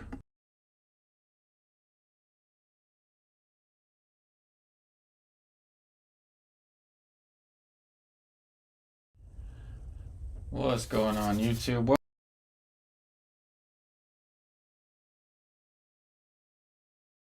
Perspective means things that are closer to you are going to be bigger.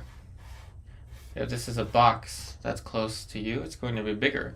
But if the same box is further away, it's going to look smaller. And add to that, if that box is even further away, well, now it's going to look tiny. And in perspective, say they're on a railroad, like this is your little railroad, and you have a train that is driving on this railroad. Suppose the train is just a box.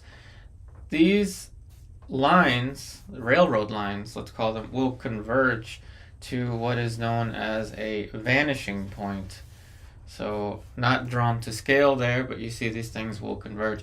So how will this translate to a portrait? Well, it's really simple. If you look at a face, this is the center line of a face. Okie dokie. She is on her way, everybody. She is about 10 minutes away. That's the thing about Northern Virginia. Everything is so close. So close together. So we will add our last little touches to the background. Luckily we painted kind of fast, so we were able to knock this one out in 2 hours, 2.5 hours or so. We're at 2 hours 33 minutes right now. So it was a lot of fun, everybody. I hope you enjoyed it. Thanks, Barbara. Hope you all enjoyed this. Remember, the schedule is usually 1:30 p.m. Eastern Daylight Time. Though, please comment down below, you know, when the painting is finished, or you can comment now, but let me know what you think about this new series. Hopefully you're enjoying it. This is way different than just that head study portrait that I used to do almost explicitly, like all the time. This is a challenge for me to be able to do this, but hopefully you're enjoying it.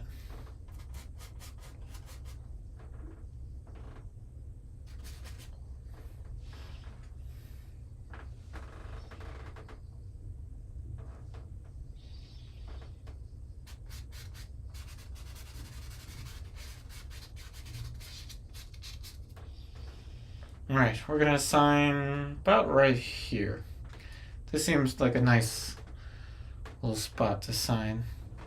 We'll use that cheap watercolor brush because it is our thinnest brush.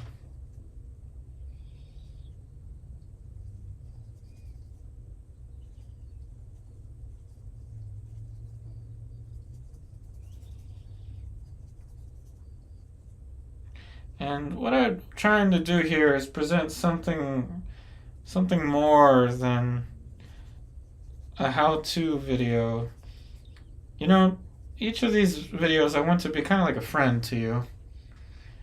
You know, if you're feeling alone, or maybe you just need something other than music, or just the fast-pacedness of the world. This is what I'm trying to do. Let's sign here. Never mind, right over here.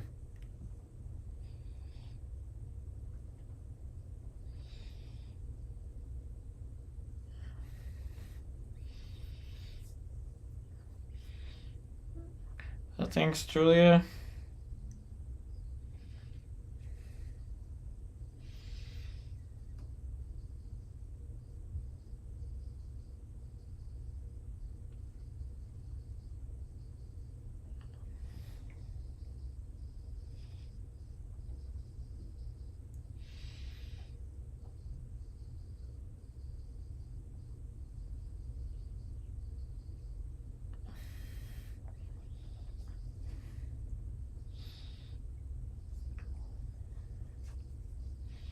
I don't really like how this brush is working.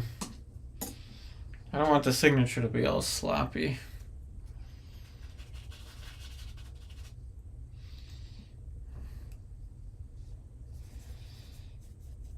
try with a sable, see if it makes a difference.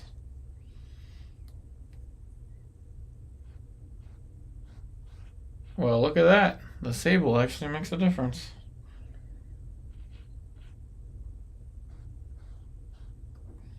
So, Dollar Tree brush versus sable. The sable wins, as we would expect it to. Honestly, I didn't know it was that huge of a difference.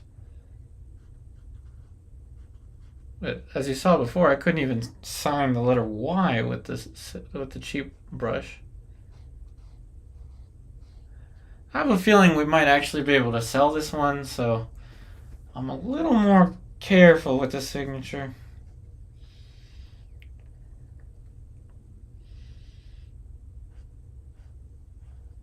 Again, I'm putting 25 because you know I was not painting this in 1925 or in the year 2125.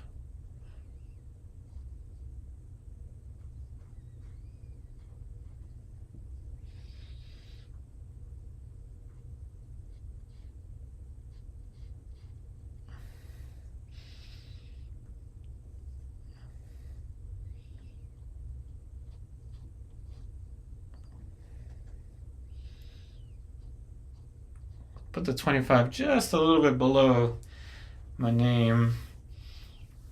Signature is there, it's legible, but it's not so huge that it distracts from this.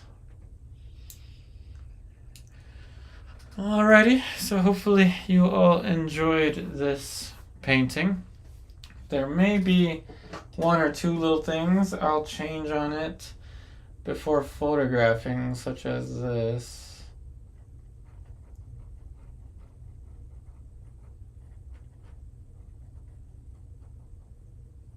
Just looked like there was a little bug in the paint, which would make sense if this is a outdoor painting. I guess it would make sense. But that's about it. Nothing huge that needs to be changed. Once again, thank you all so much for watching. The schedule is 1:30 p.m. Eastern Daylight Time. Typically, you'll find me Monday through Friday on here.